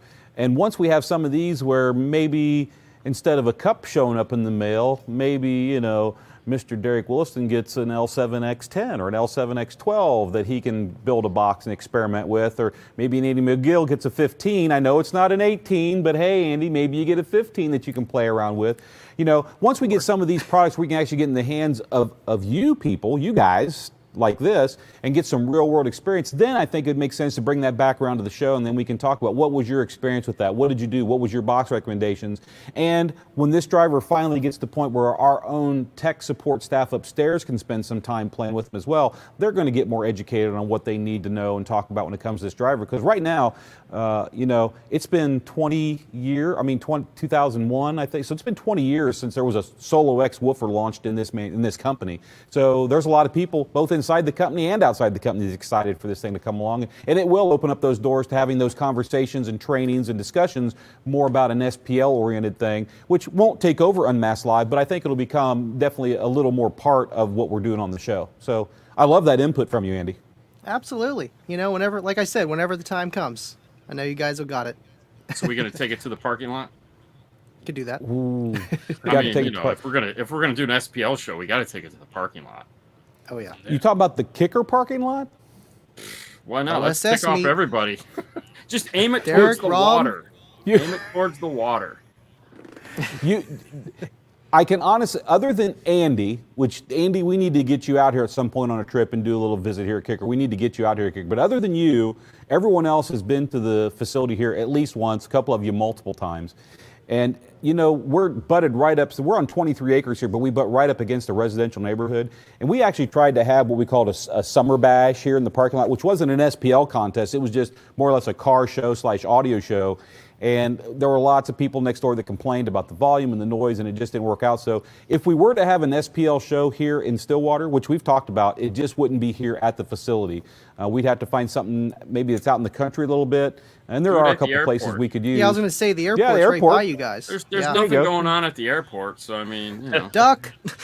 People, it's happened at the airport twice a day. I was going to say, there's only 2 flights a day with 27 TSA guys. I'm pretty sure okay. That'd be okay. And everything gets hand checked, whether you're TSA pre-approved or not. Oh yeah, they hand check everything, and they have nice hands. Let me tell you what, very soft. Kind of soft for a cowboy, aren't you? So Dean, you got. I mean, when I started watching your channel, it goes so far back where it was actually you and Fernando doing unboxings of Pioneer radios on top of a counter. Yes. And I know you. So I've been watching your stuff for a long, long time. And if you look at what you've done, I mean, you evolved. You changed the format. You changed what you were doing and what you're presenting because you saw that there was an interest, I guess, would be in the things you guys are doing in the Bay more so than just radio unboxings. Yeah, so, I mean, that's Fernando's fault. He can have all the credit. He hounded the shit out of me. Oh, sorry. Hounded the heck out of me to do other things, and it was like, all right, fine. So. And you finally just caved in and did it. Yeah, actually, with the first one we shot, he wasn't even there for because I just wanted to see what it looked like. But yeah, no. And now we have so many different shows. It's because we didn't want to. We found out when we were doing the unboxings that we just kind of got roped into that, and I just didn't want to be that way anymore. So it was like, all right, we're going to do everything. So, now we do news, we do talk, we do interviews, we do unboxings, we do live, we do instructional videos, we go to places and shoot documentaries, and we call it a magazine. So we try to approach it from the channel as a magazine, and we have all the pieces that make it a magazine. So Real quick, but we'll get back on topic here, folks. If you're new to the channel, and you may not know about this, if you're old hat to the channel, maybe you forgot, but it is 8:24 according to the clock I look at up on the wall. That means you've got about 6 minutes to enter tonight's contest. And if you don't know anything about it, it is open to residents of the United States and Canada. We kind of got in the habit of forgetting to remind people of that, but we actually do our good Canada, good beers, but with our good friends, Jemson is our distributor up in Canada. They work with us, and we actually, so if you're a Canadian resident, you can actually enter the contest as well. You got about 6 minutes to enter. It's kicker.com/UM Weekly. Enter that contest. We shut that down in about 6 minutes, and then we will draw the winners and announce at or right before 9 o'clock. So just wanted to do a heads up on that. So if you're new to the channel, go enter the contest. We've actually doubled up on the prizes tonight. It's our birthday, but we're giving you the prizes, so go check it out. Is Dean entering the contest? Best birthday party to go to, the one where you get the presents. Exactly. So so we kind of went around the horn there. We'll end up here back around with our good friend, Mr. Dereck Williston Audio Labs, the king of amplifier dynos. Let's be honest. I don't think there's anyone out there that does any better when it comes to amplifier dyners than you do. Well, thank you. It truly started off for me as just interest in finding out what these amplifiers truly did, because we going by what manufacturers say, and some of them just don't really tell us the truth. So that was always my goal, was just to have fun. I think Steve Mead was in the chat here earlier, so shout out to Steve and Tony for dropping those products, because I don't know, I'd still be using like an O-scope and I don't even know what when I'm trying to do these tests with all the resistors wired up and everything, and it would just be a big mess. Nobody would believe the test. So that was the main purpose why I wanted a dyno, is because it's like, you can't really say this is not done right. You can't really defeat the dyno, right? It's either the number here or nothing. Just up the voltage. Just keep upping the voltage. Yeah. That's funny. That's funny, Dean.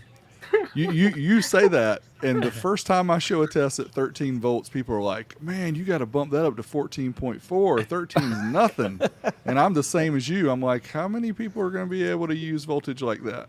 I go, all right, if you want 14 volts, go see him. If you want 13 volts, I'll do that. Because I don't care. You bring that up, Dereck, and I just want to, not that I want to get too far into the weeds on it, but we've talked about this a little bit on the show, and we actually have some of the new amplifiers here that we get in the studio for testing, is, of course, the whole thing with you starting the amplifier dyno is you're trying to make sure that the manufacturers are honest with their ratings and that the consumer is actually buying what they think they're going to buy. And so that brings up that whole world of RMS ratings, which is, most people consider that the clean output of an amplifier. And then there's the peak ratings, which peak ratings, as we know, are garbage. They mean nothing. They're not valid for anything. And starting with the new KXMA and the KXA marine amplifiers that we're launching and have been launching this year, because we can't change all of our products at one, or the boxes, or how we do testing and standards, but we started with those, and it's going to roll into the entire product portfolio, is we are no longer going to put peak power ratings on any of our amplifiers. That's going completely out the window. And what we're going to post on our boxes will be both the RMS rating and then the dynamic power rating, which, as you know, that's one of the tests that you do every time you test an amplifier, is what's its dynamic power output.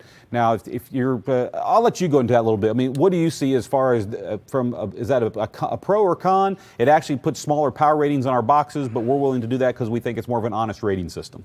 It's tough, Kip, that everybody doesn't follow that same guideline like you're talking about. But I like the route that you guys are going, because you're kind of the leaders in, being truth in numbers. So the fact that you guys have your burst sheets in the, in the box, which only a couple manufacturers, maybe 4 or 5, Dean can probably correct me if I'm wrong, still do that. But for the most part, when I'm opening them. For the most part, people still don't do that. So, and the whole thing about dynamic power, what people need to realize is the IHF 202 test, which has been around for a long time, is a 1 kilohertz dynamic test. And that was used mainly for home amplifiers at the time to see kind of what your, dynamic capability of the amplifier is. When Tony designed the 81, he included 40 hertz capability also. And that was a different cycle. It's a different wavelength, obviously, so it's a different test. So it doesn't fit into the IHF 202 certification, but it still gives you an idea the dynamic capability, and people say, well, dynamic means nothing. Well, it does kind of show you the ability of the amp to hit those boosts. When you hit that kick drum, when you hit that hard bass note, it shows you the ability of the amplifier to kind of stretch a little bit, right? Like the old analog tapes could stretch a little bit beyond the clipping point and still be okay. I'm going back. Absolutely. I keep going back to the old school. No, man, let's talk saturation levels of magnetic tape. That talks to my heart. Wow and flutter for the win. Super core ceramic tape heads. Come on, man. Hey, it's funny, though, that you bring that up, how you're changing your boxes, because I think it was like 2017 when I was there for the first time. We sat in that steamy room where we're all just forced to listen. And we're sitting there, and you guys all went to, hey, do we need to put these things on the box? And I go, will you please stop doing this? And I just got railroaded by everyone from Kicker. Well, everyone is putting that on the box, and we feel, I'm like, okay, never mind. If everyone's going to jump off the pier, are you going to do it too? Yeah, I guess so. I was adamant about, like, take this crap off the side of the box. And you guys were just like, no. I was like, yes. And then they're like, you realize we can kill you and dump you in the back if you don't shut up. And I was like, well, I mean, all right, I'm over. It's difficult for a company like Kicker, that's being honest with stuff like this versus a lot of these other companies that are able to put these higher numbers, and they're selling more, not more, but they're selling a lot of product due to customers not looking at it until they buy it, and they come and watch my video and say, oh, wow, I didn't realize this 3,000 watt amp was only 1,000 watts. That's why you watch the video before you buy the thing. Nah. That's the thing that beginners do, though. They look at the big watts and how much it costs, period. And That's I mean, right. if you look at the other higher end Kicker amps, they don't put max ratings. But for the entry and mid level, where people are going to be most likely looking at those peak numbers, like they're a thing, they put them there. But I like the dynamic ratings that they have now, because those are realistic numbers you can see on a dyno, but not on a sine wave, obviously. But drum kick is music. Drum kick is music. I think we need to start looking at putting efficiency numbers on the side of the box, because efficiency numbers. Yeah, because it was funny. I had a guy call or ask today. He goes, I have this way too big amplifier in it, and it's dimming my headlights. And I'm like, okay, one fair cap. That's how. Yeah. He needs a high five Vega kit. No, that ain't gonna help him. You just put on the side of the box. Super alternator efficient. Doesn't really care. Help Mr. Vega here, Dean. Oh no, I'm with you, but I'm just saying. Twist the story to make it work. Okay, well, all right. Well, listen. If you have an all 80 amp alternator, you can put all the zero gauge in there, and that'll at least get you to the point where you're getting all 80 amps. Okay, let's go with that. All right, but it was if there's 80 amps to give. Exactly, right. But what I was trying to get through to him, I was like, listen, there's a difference between buying an efficient high power amplifier and buying a $150 amplifier in that 1980, 1990 technology. Well, hey, we all drove around with dimming headlights back then. I mean, that was part of the joy of it. It's like, look, my headlights, they're strobing. Means I'm loud. It's bumping to the music. We wanted that to happen. Now we don't. And, my, of course, answer to that was, I have a 1,000 watt amp that's this big and takes an 8 gauge and will rattle your brain that does not dim your headlights. But it also costs double the amount of money as the 3,000 or 2,000 watt amp you have, and probably sounds better. Right. You're spending money on the amp instead of electrical. Yeah. In those cases. And especially now with these cars that are just like squeaking by. Like, but then again, some cars are just a Geo Metro or something like that with a 60 amp alternator. Tell me about it. It was a Kia. Even better. Here's the solution. Here's Audi says, just get some LED headlights; they'll never dim. They will overheat like a mother, though. Do you have personal experience with LED headlights? Do they get that hot, Dean? I haven't tried it yet. I don't have a system that's loud enough. I mean, we actually have them in Haley's car, but we hadn't had them in when we had the 2400 in there. So when we had the quad box going, but next time. How's your quad box doing, by the way, Dean? I don't have one. No, I thought you guys had one and you tested it and everything. We did, but we had to give it back. It was a loaner. Dean got the super secret, nobody's supposed to touch this quad box. Handshake. And I'm still not really, upset about that, Dean. I didn't know you guys did rental programs. I need to borrow one for a few months. That was one of my favorite moments on 12V Talk. I'm not gonna lie, it was my favorite moment too. It was not my favorite moment. They pop in, and I'm like, guys, dude, got a quad box, and Derek's like the honest look on Derek's face, like it was just utter shock. Like I'm like, does Kip talk to other people at Kicker or? Nobody knew. that whole thing was a shock to me because I'm watching it and I'm going like, how did he get a quad box? The first one's supposed to go to this guy. What's going on over here? So that whole thing was a shock to me, and I had to go figure out what was going on because I was like, Hey, but it made for good press. Let's be honest. It made for fun press. Did because I mean, Dean did a great video, and it was lots of fun with what he did. The little parking lot. Dude, Haley's session. That's still Haley's awesome. On the Boring Life of Dean and Haley. I think that's still the most watched video we've done. And I still get idiots that comment on it and say some of the dumbest, meanest crap ever. It's like, what is wrong with you people? Like, subhuman. I mean, it's like, gosh. But it was fun. I mean, honestly, it was the coolest thing ever, sitting in the parking lot just taking requests. What do you want us to play on this thing now? And we just. Well, I mean, the quad box was like a perfect fit for that SUV too, right? Yeah. But the scariest moment in that was because another manufacturer called us up and said, "Hey, do you think they would mind if we use their box to test our amps?" And I go, "I don't know, I'll ask." And they said, "Sure." So we put a 3K and a 5K on it, and that 5K, oh my god, no, man. You guys got like a 53 out of that thing or something? With the 5K, it did some strange stuff. It was one of those things where the meter said some unbelievable stuff, and I was like, yeah, we're giving this thing away after this because this thing's a piece of crap. But it didn't matter. What it was doing to the car was just wrong. I mean, it violated that car something fierce with a 5K on it. I mean, I was just like, nah, man. And it had, and Haley was so pissed because we took it out after that.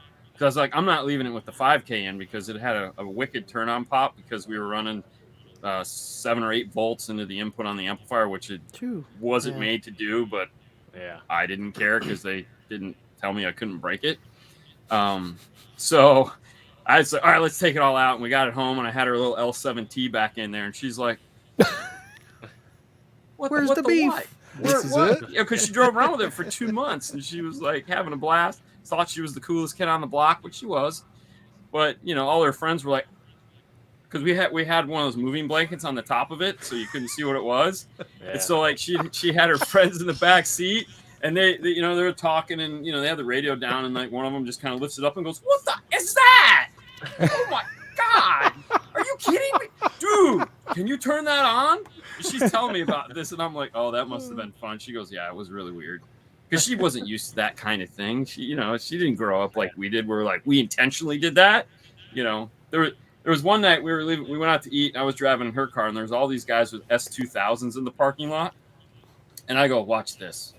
I said, "Roll the window down, open the top," because she's got one of those giant moon roofs or whatever that you call that. And we just hammered that thing. And all these nerd dudes with their S2000s all went whoop, and looked right at us. And I'm just sitting back. Just keep going. Yeah. Just let them wonder. Be cool. Just some kickers in the back. Nothing to worry about. Just be cool. Yep. But I mean, then she could blame Uncle Kip for taking that away. I mean, no, it wasn't anything like that. No, it was nobody's fault. Listen, we just blame everything on Kip. No. I am here to be your fall guy. That's what I'm good at. I'm really good at that. Just lay it all on me. That's good enough. So, obviously this conversation went, Quad Box, I think Quad Box was really one of the superstar products from us in the last 18 months actually I agree. Did a whole lot better than any of our sales department would give it credit for on the front side. I think we have sold more of those than even imagined we'd sell. You can roll into a shop at 5 o'clock in the afternoon and roll out and hit 150 dB. Right. With nothing. Right. It's like run a zero gauge, put a 2400.1 or something close to that, and it's like, boom, hey, okay.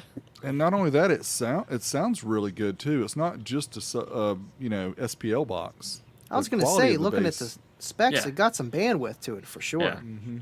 And I still have it will get down.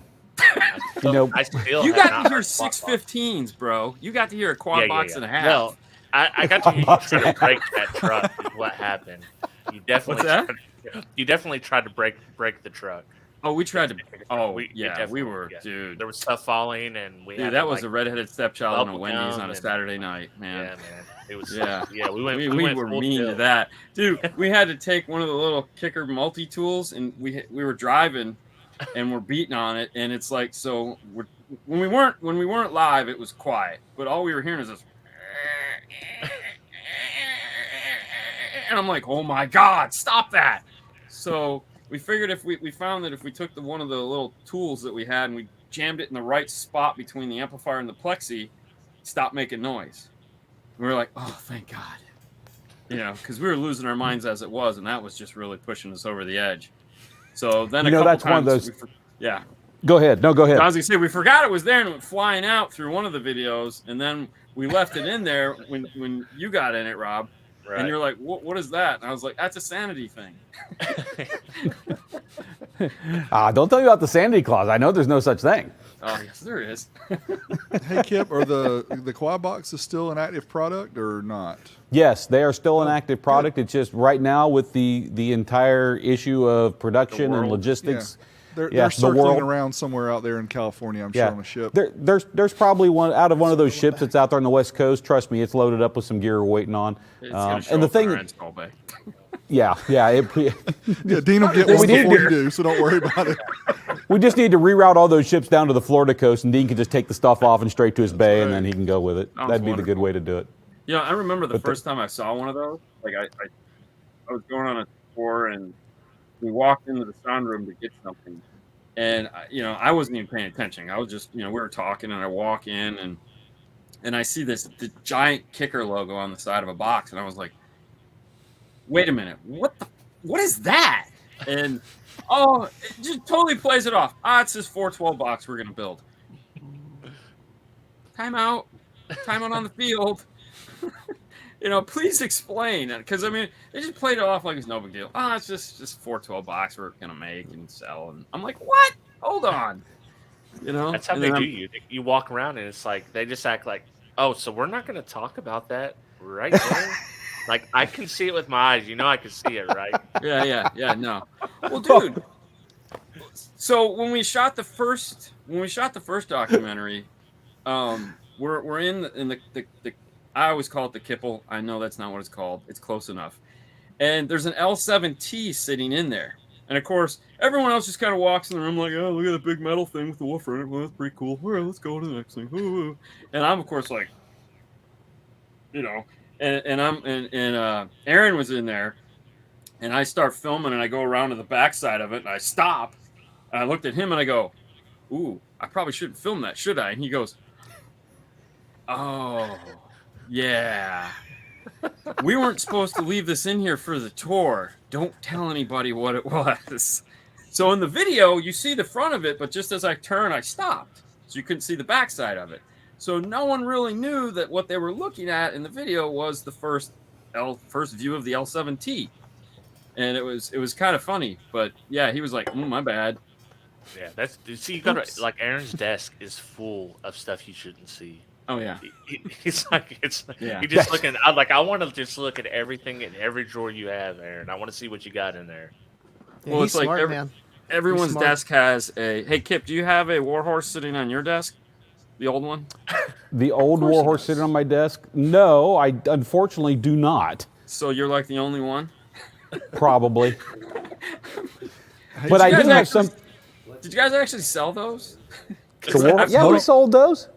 Speaking of I'm Warhorse, just saying though, because like Yeah, what's everybody- going on with I've yours, never- Derek? There's like so many any- Warhorses everywhere in that place. anybody wants to comment? If you want to see the Warhorse on the quad box, leave me a comment because I have both.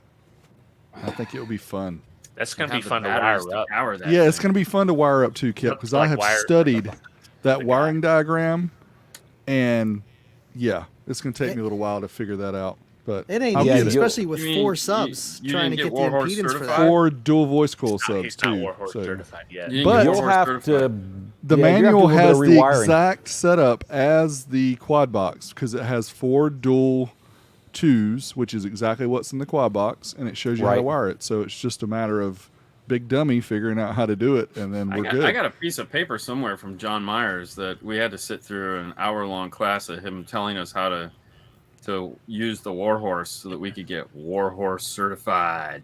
Ooh. There you go. Yeah, we're all like, ain't none of us gonna sell that thing.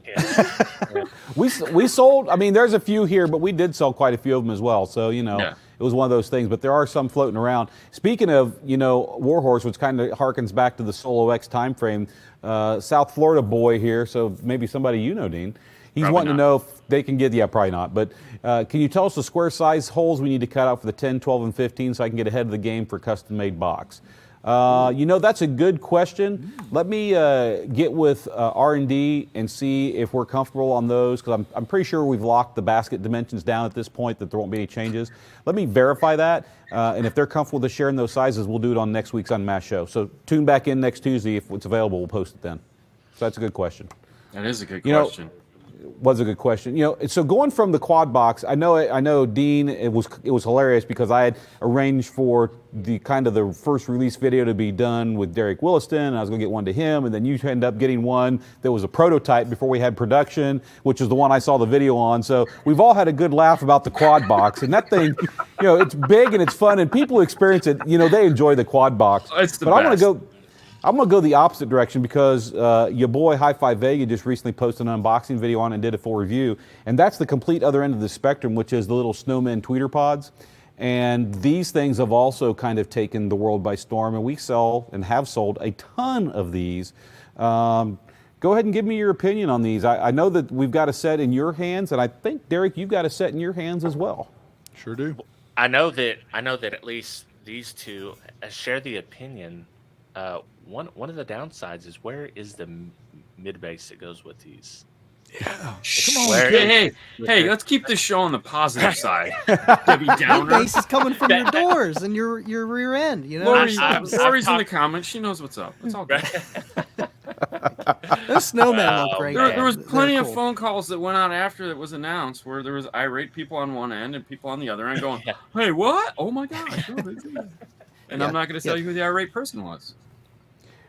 But anyway. Let me just put it this way. I can't let too many cats out of the bag, but what you're saying there as far as the mid bass driver, I hear you. All right. Is there a wink? Is there going to be a wink? All right. Yeah, Rob had the full listening experience, so I watched his video, and Rob can tell you what he thinks. So what do you think about them, Rob? Oh, they sound great. They sound excellent. Like, the build quality of the pod itself's really good. I like that, just the clicky sound. It's so soothing. Satisfying. I like the way you talked about the different, the individual components, and actually the clicky. Stop it. Yeah. You talked about if you had one of those made, how much that would cost. So I think that's important too for people to realize that if you take all the different components and add them together, it's really a pretty good deal. Well, because what I said in the video is people might get a little bit of sticker shock when they see $299 as the MSRP on this, but when you just break it down and see what it would cost you to have custom A-pillars made, for one, it's only going to be in that vehicle. For two, it's going to cost more than this, probably the Snowman by themselves, and they're just versatile. Now, of course, it's not going to be as perfectly aimed as a custom-made A-pillars, but but then you're looking at $1,000. Is right, true. And you got to know someone to fab it too. $299 and $1,000. Not even. Plus, you can have the pseudo three-way system too, right? With the passive that's built in, which is great. So, Deviant for Life up here saying, 1 year trivia, who coined Uncle Kip as a name for Kip? Because that is a name that's been coined for me. I get called Uncle Kip quite a bit.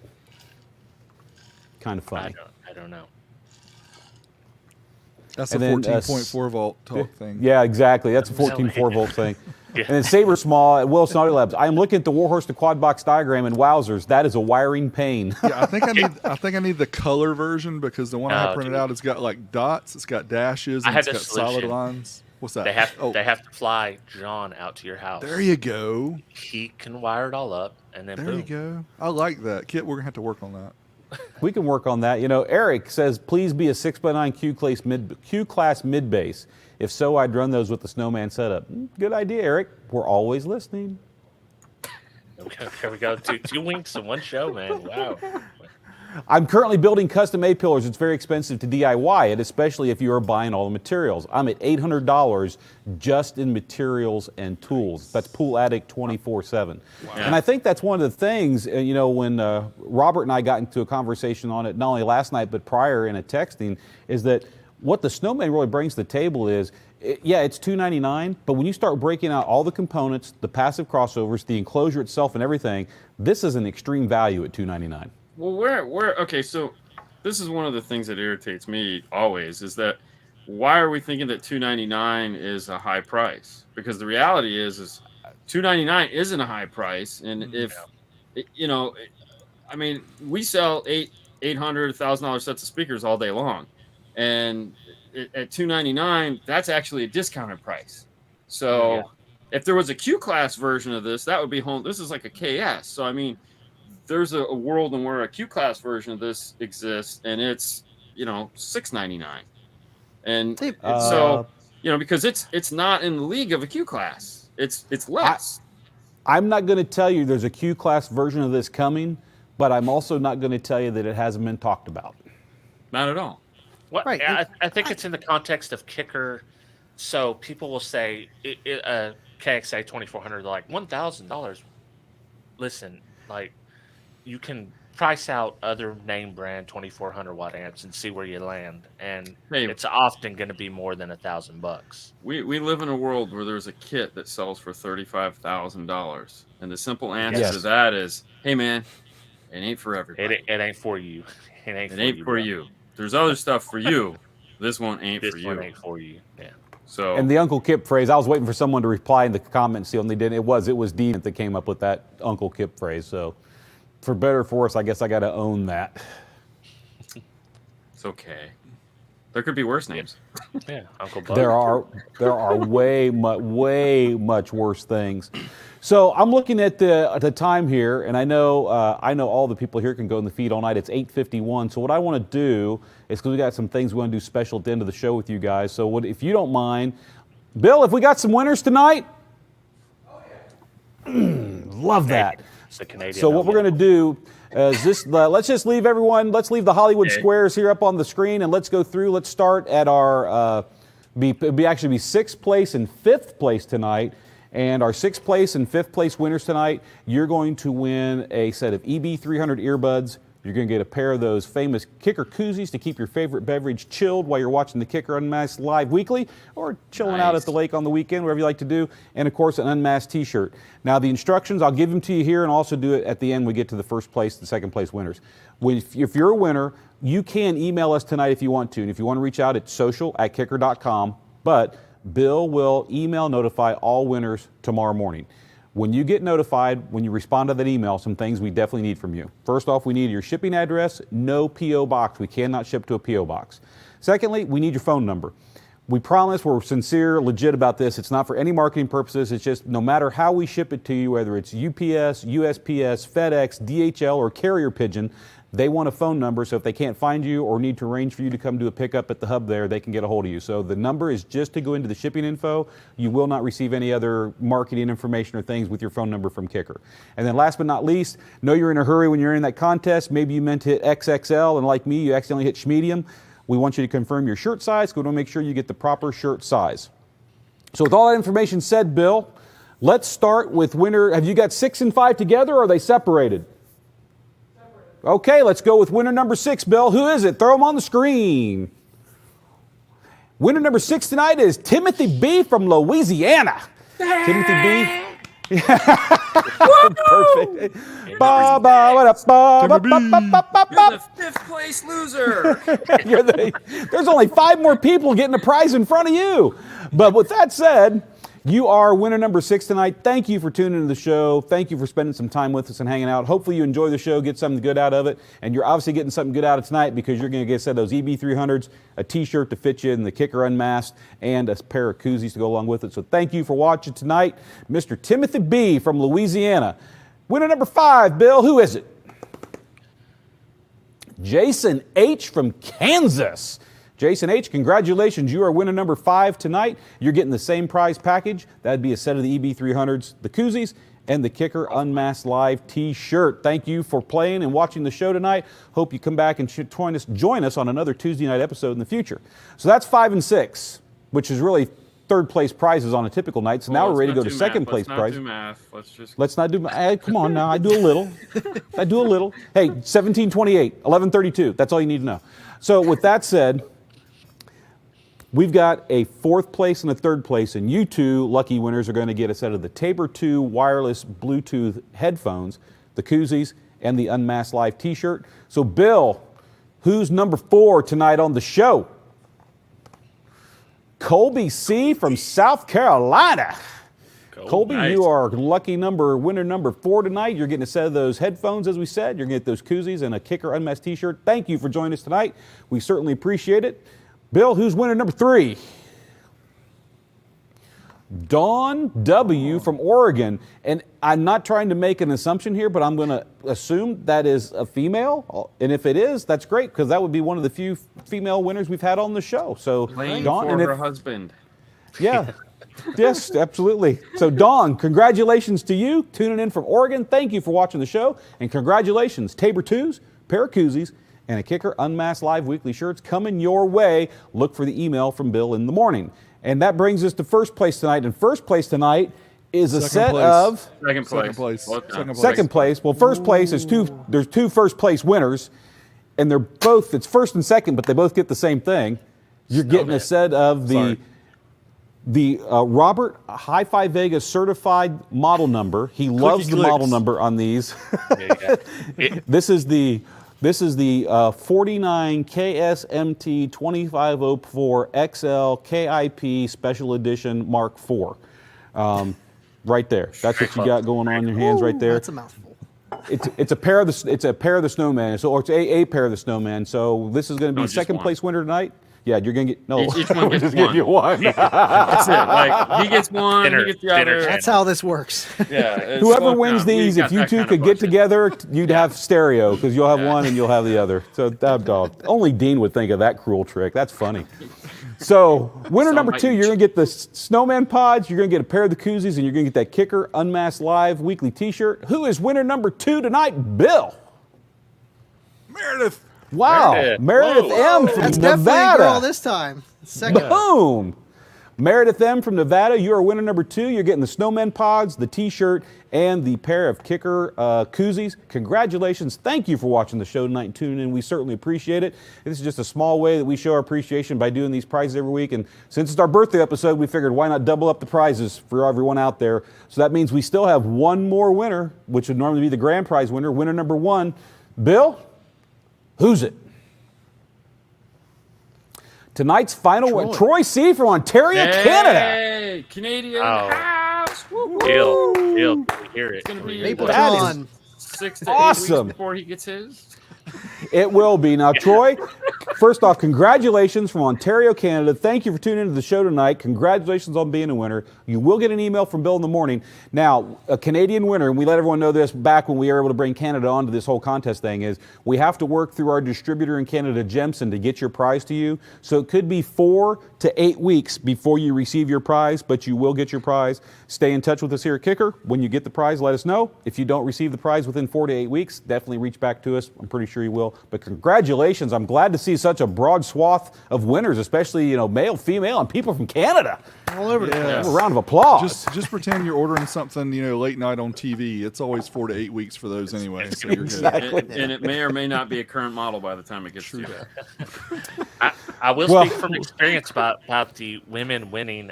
They're keeping the headphones. Husband, you're not getting them headphones. And I'm telling you right now, I don't have any Kicker headphones. Oh, dude, Guess where they're all at. Yeah, she's got them all. When we did the 12 Days of Christmas, we had tons of women entering.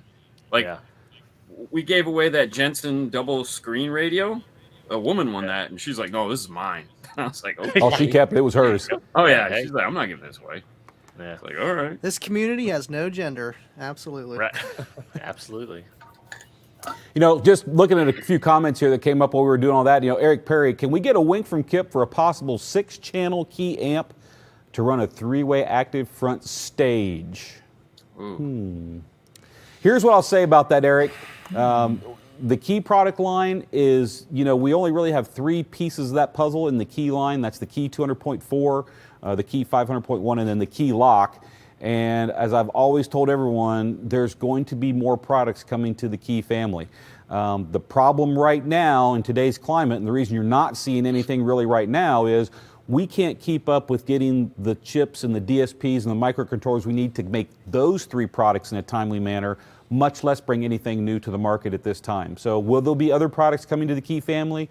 Yes, but it will be when the supply of those type of parts has gotten a lot better than it is today, because it's seriously, our engineers, most of the time our guys spend their time scouring the world, different parts manufacturers, different vendors, just trying to find parts that we can use to manufacture electronics. They're that scarce to get right now. So yes, new Key stuff coming, absolutely, just not in the immediate future until parts get a little bit better. So hopefully that answers your question on that. So as my buddy Jeff Smith says, you gotta call Frito-Lay, man. They got tons of chips. Man, if we could make amplifiers with Doritos, we'd be set.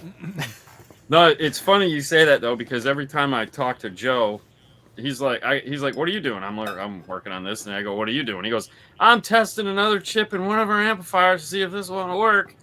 That's all I've been doing is testing chips in these amplifiers. I'm like, all right, well, you have fun with that. To tie into that story, Dean, which is I think is pretty interesting, maybe people get a kick out of it, is we may have a specific part, I'll just call it XYZ. So this amplifier has been designed, engineered, and tested, and these are all the parts in it. And part XYZ is completely out of stock. There's none to get. So we can't build this amp without part XYZ. So the guys in engineering will go out and they find a part PDQ.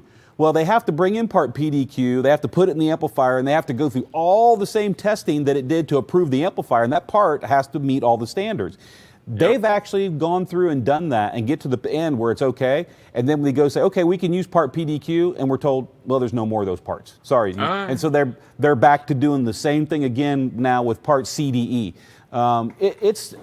It's just bad. I mean, when you've got car manufacturers like GM who miss their goal by 40% because they can't build enough cars and trucks because there's not enough parts, microprocessors to build the BCMs and the ECMs, and Ford with 30,000 plus trucks stacked up at the Louisville Speedway because they can't sell them because they can't get chips for the ECMs and BCMs. It's not just a car audio problem. It's a global issue with chips across the board. And a lot of it started with when the AKM factory burned to the ground. That was a huge supplier. I mean, they made chips and DSPs for, you name a company, they made them for them. Yeah, how's that going with that new company that makes the chips? Are they rebuilding, or what's the status of that and ETA of everything? I think they're supposed to be up and running by 2022 sometime. Yeah, they said 18 to 24 months, I think. Yeah, they said it was going to be about 2 years. Hey, but in August, Pioneer finally shipped a radio, and it's only taken them a year to ship radios. And they shipped the same exact radios they shipped a year ago. So Flexin 500 asks a question, what's so different about the Warhorse topology that makes it so different from other amps? The best way I can answer that, Flexin, is in any conventional amplifier, whether it's Class AB or Class D or Class H or Class T or any of the class you can think about, there's a power supply section that takes the incoming 12 volts from the car and increases that voltage to a higher level, that then goes over to a power amplifier section, or the amplifier, where the rails bounce back and forth so it can create a larger signal. All amps just work that way, except the Warhorse. The best way I can describe the Warhorse to you is it's a modulating audio power supply with no output section. So basically the power supply modulates the audio signal onto itself, and then it's filtered and it's sent out the amplifier. So basically in the Warhorse, half of the amplifier that you find in about any design is gone. In other words, the amplifier section doesn't exist. It's just a big modulating power supply. It's why it's so efficient. When you can take any of the parts out of the signal path or the signal chain and reduce the paths that things have to go through, your efficiency goes up. And so that's why the Warhorse was as efficient as it is. Now, for that amplifier to work and do what it did the way it did it, there's two outputs on a Warhorse amplifier. and you have to use a dual voice coil speaker with the old original Warhorse amplifier. And I hope this doesn't get too confusing for you, everyone out there in camera land, but the way it works is output 1 from a Warhorse only does the positive swing. That's all it does. So if you have a speaker sitting at rest and you give it a signal, it moves up the same distance, comes back to center, and moves down the same distance and comes back to center. That's a full form or full waveform or full cycle. So on the Warhorse, one output only does the positive, and the other output only does the negative. And so when you use a dual voice coil speaker, which you have to on the Warhorse, coil 1 does all of the forward motion and coil 2 does of the rear motion. And they keep handing off back and forth and back and forth and back and forth. So coil 1 only moves the speaker up and back to the middle. Coil 2 only moves the speaker from the middle down and back to the middle. And that's what's different about the Warhorse. And trust me, many an installer, including Mr. John Myers himself, the first time he tried to hook one up, made the mistake and didn't do it right, because people just don't think about one coil only is for this direction and the other coil is for this direction. And now we're talking about just one subwoofer. Now let's do 4 subwoofers or 8 subwoofers with series parallel wiring, where all coil 1s have to be on the positive swing part of the Warhorse and all coil 2s have to be on the negative. It's enough to make even the most seasoned veteran want to pull his hair out. I think even if you don't think have when them. we went Goes to the against class, everything you already know. he referred to the Warhorse as 2 defibrillators, one wired opposite of the other. That's a good way to look at it. I mean, he just says basically just 2 defibrillators. You know, that's like funny. just That's one funny. goes, That's a good "Ah!" way to the look other one at goes, it. "Ah!" Yeah. You know, so. Kip, I will say Bear Vids, which is Sam Bernard, who's over in UK. He does excellent videos on YouTube. He did the best explanation of how the Warhorse works, showing all the waveforms and everything. If you have any questions about how it works, check him out. That video is awesome. There we go. There's a shout out. And I watch a lot of his content as well, Bear Vids. So if you guys are looking for a good video for an explanation, sounds like that's the way to go. And it also uses planar power supplies. Yes. Is totally different from, I don't think anybody uses planar power supplies that I've ever seen, especially not in a car audio amplifier. The reason you don't is they have to be wound by hand, and they're very expensive design. Yeah. And so when you put those two together, a planar transformer is ultra expensive. So the Warhorse was definitely a different animal in its time. It was extremely efficient at doing what it does. It wasn't a perfect amplifier. It had some issues. There is some crossover noise that you get in the design of it and things like that. So I won't call it a when perfect he says amp. Crossover, he's not talking about filter. He's talking about the crossover between the two waves.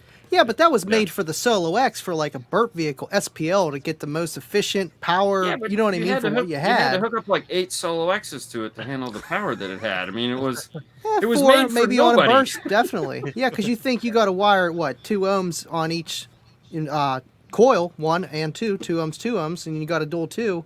That's 1, but it's 10,000 watts RMS at 2 ohms. So these can take a little burp at 10K, I bet, with the right box.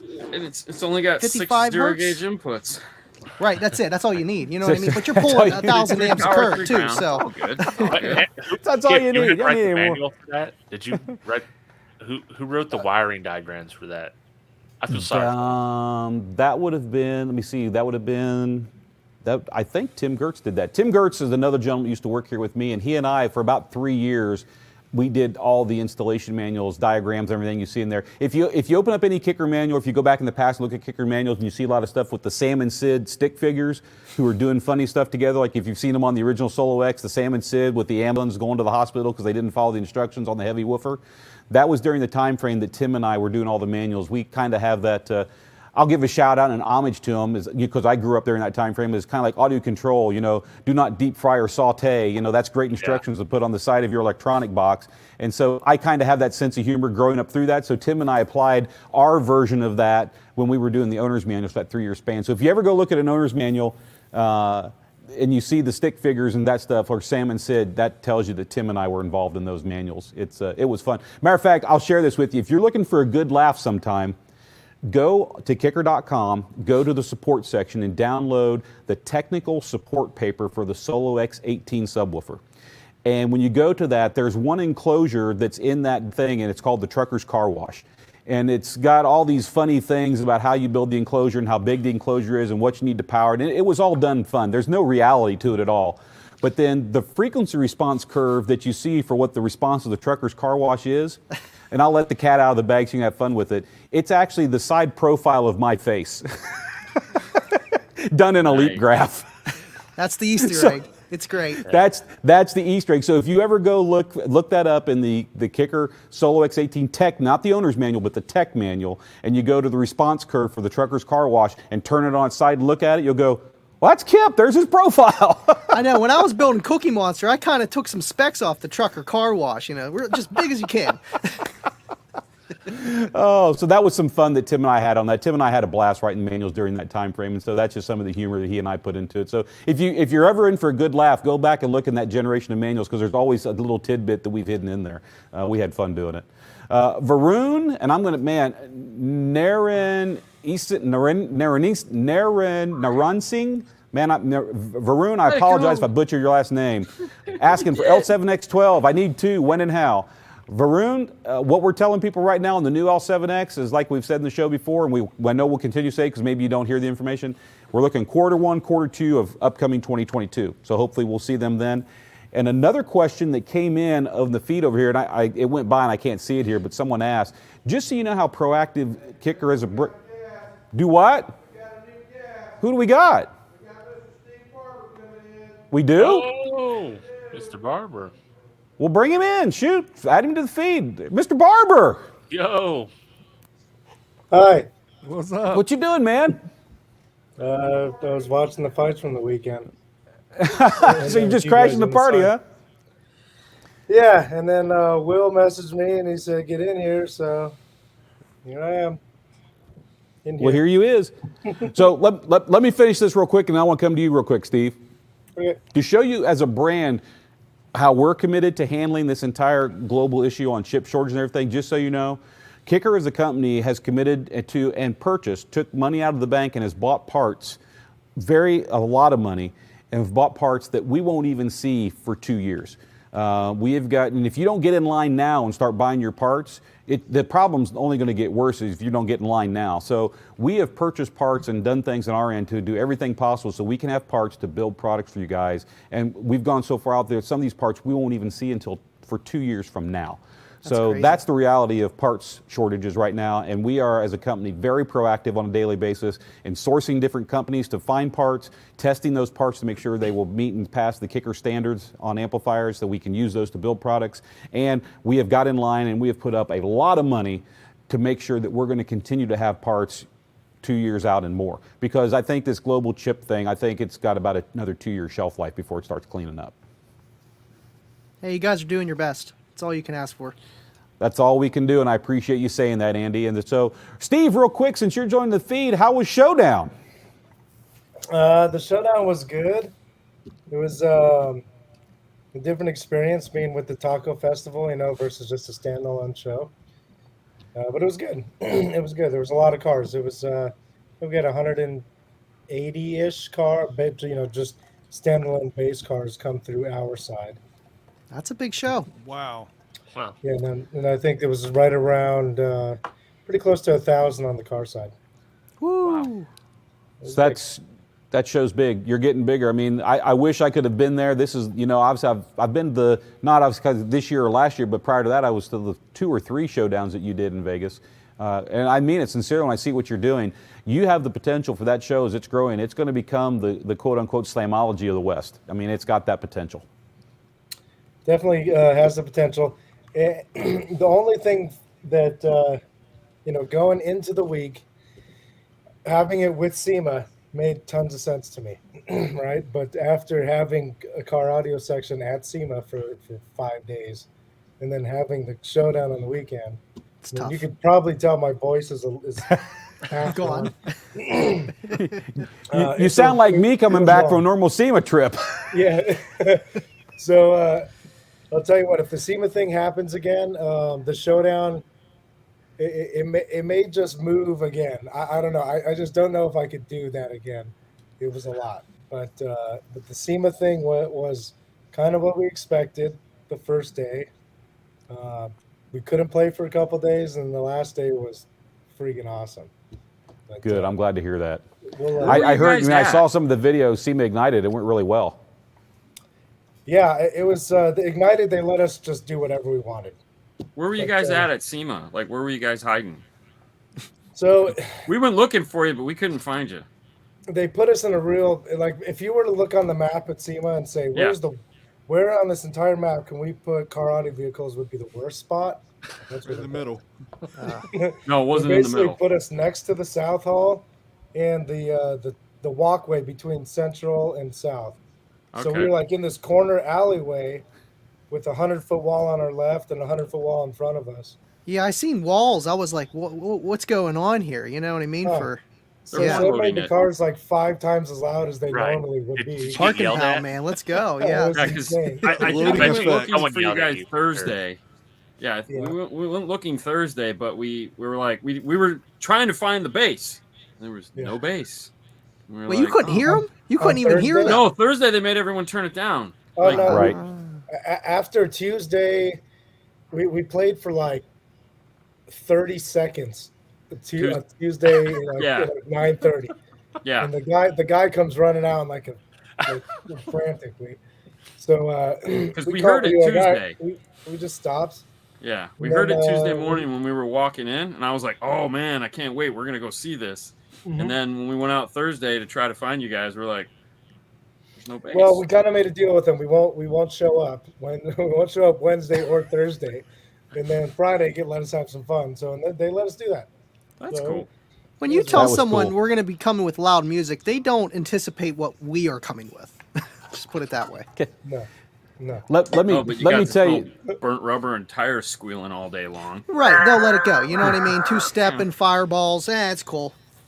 If we were close to them, it would have been fine. But they put us next to like, literally, 10 feet to our left, inside a tin building was exhibitors, an entire hall, and you just went inside the doors, and it wasn't much difference of being in the alleyway or inside the building. The entire thing sounded like it was going to come down. You know, with Drew Jones. But they should have put you guys over there by West Coast Customs. It was crazy. They had no idea what they were in for. Even though you told them up front, they still had no concept. No. I probably told them 10 times leading up to this. I was like, you understand, like, these are the loudest cars in the world. And he's like, oh, no, it's great. We love it. I saw the videos, and this is perfect. So, yeah, not so perfect. Yeah. It's nice.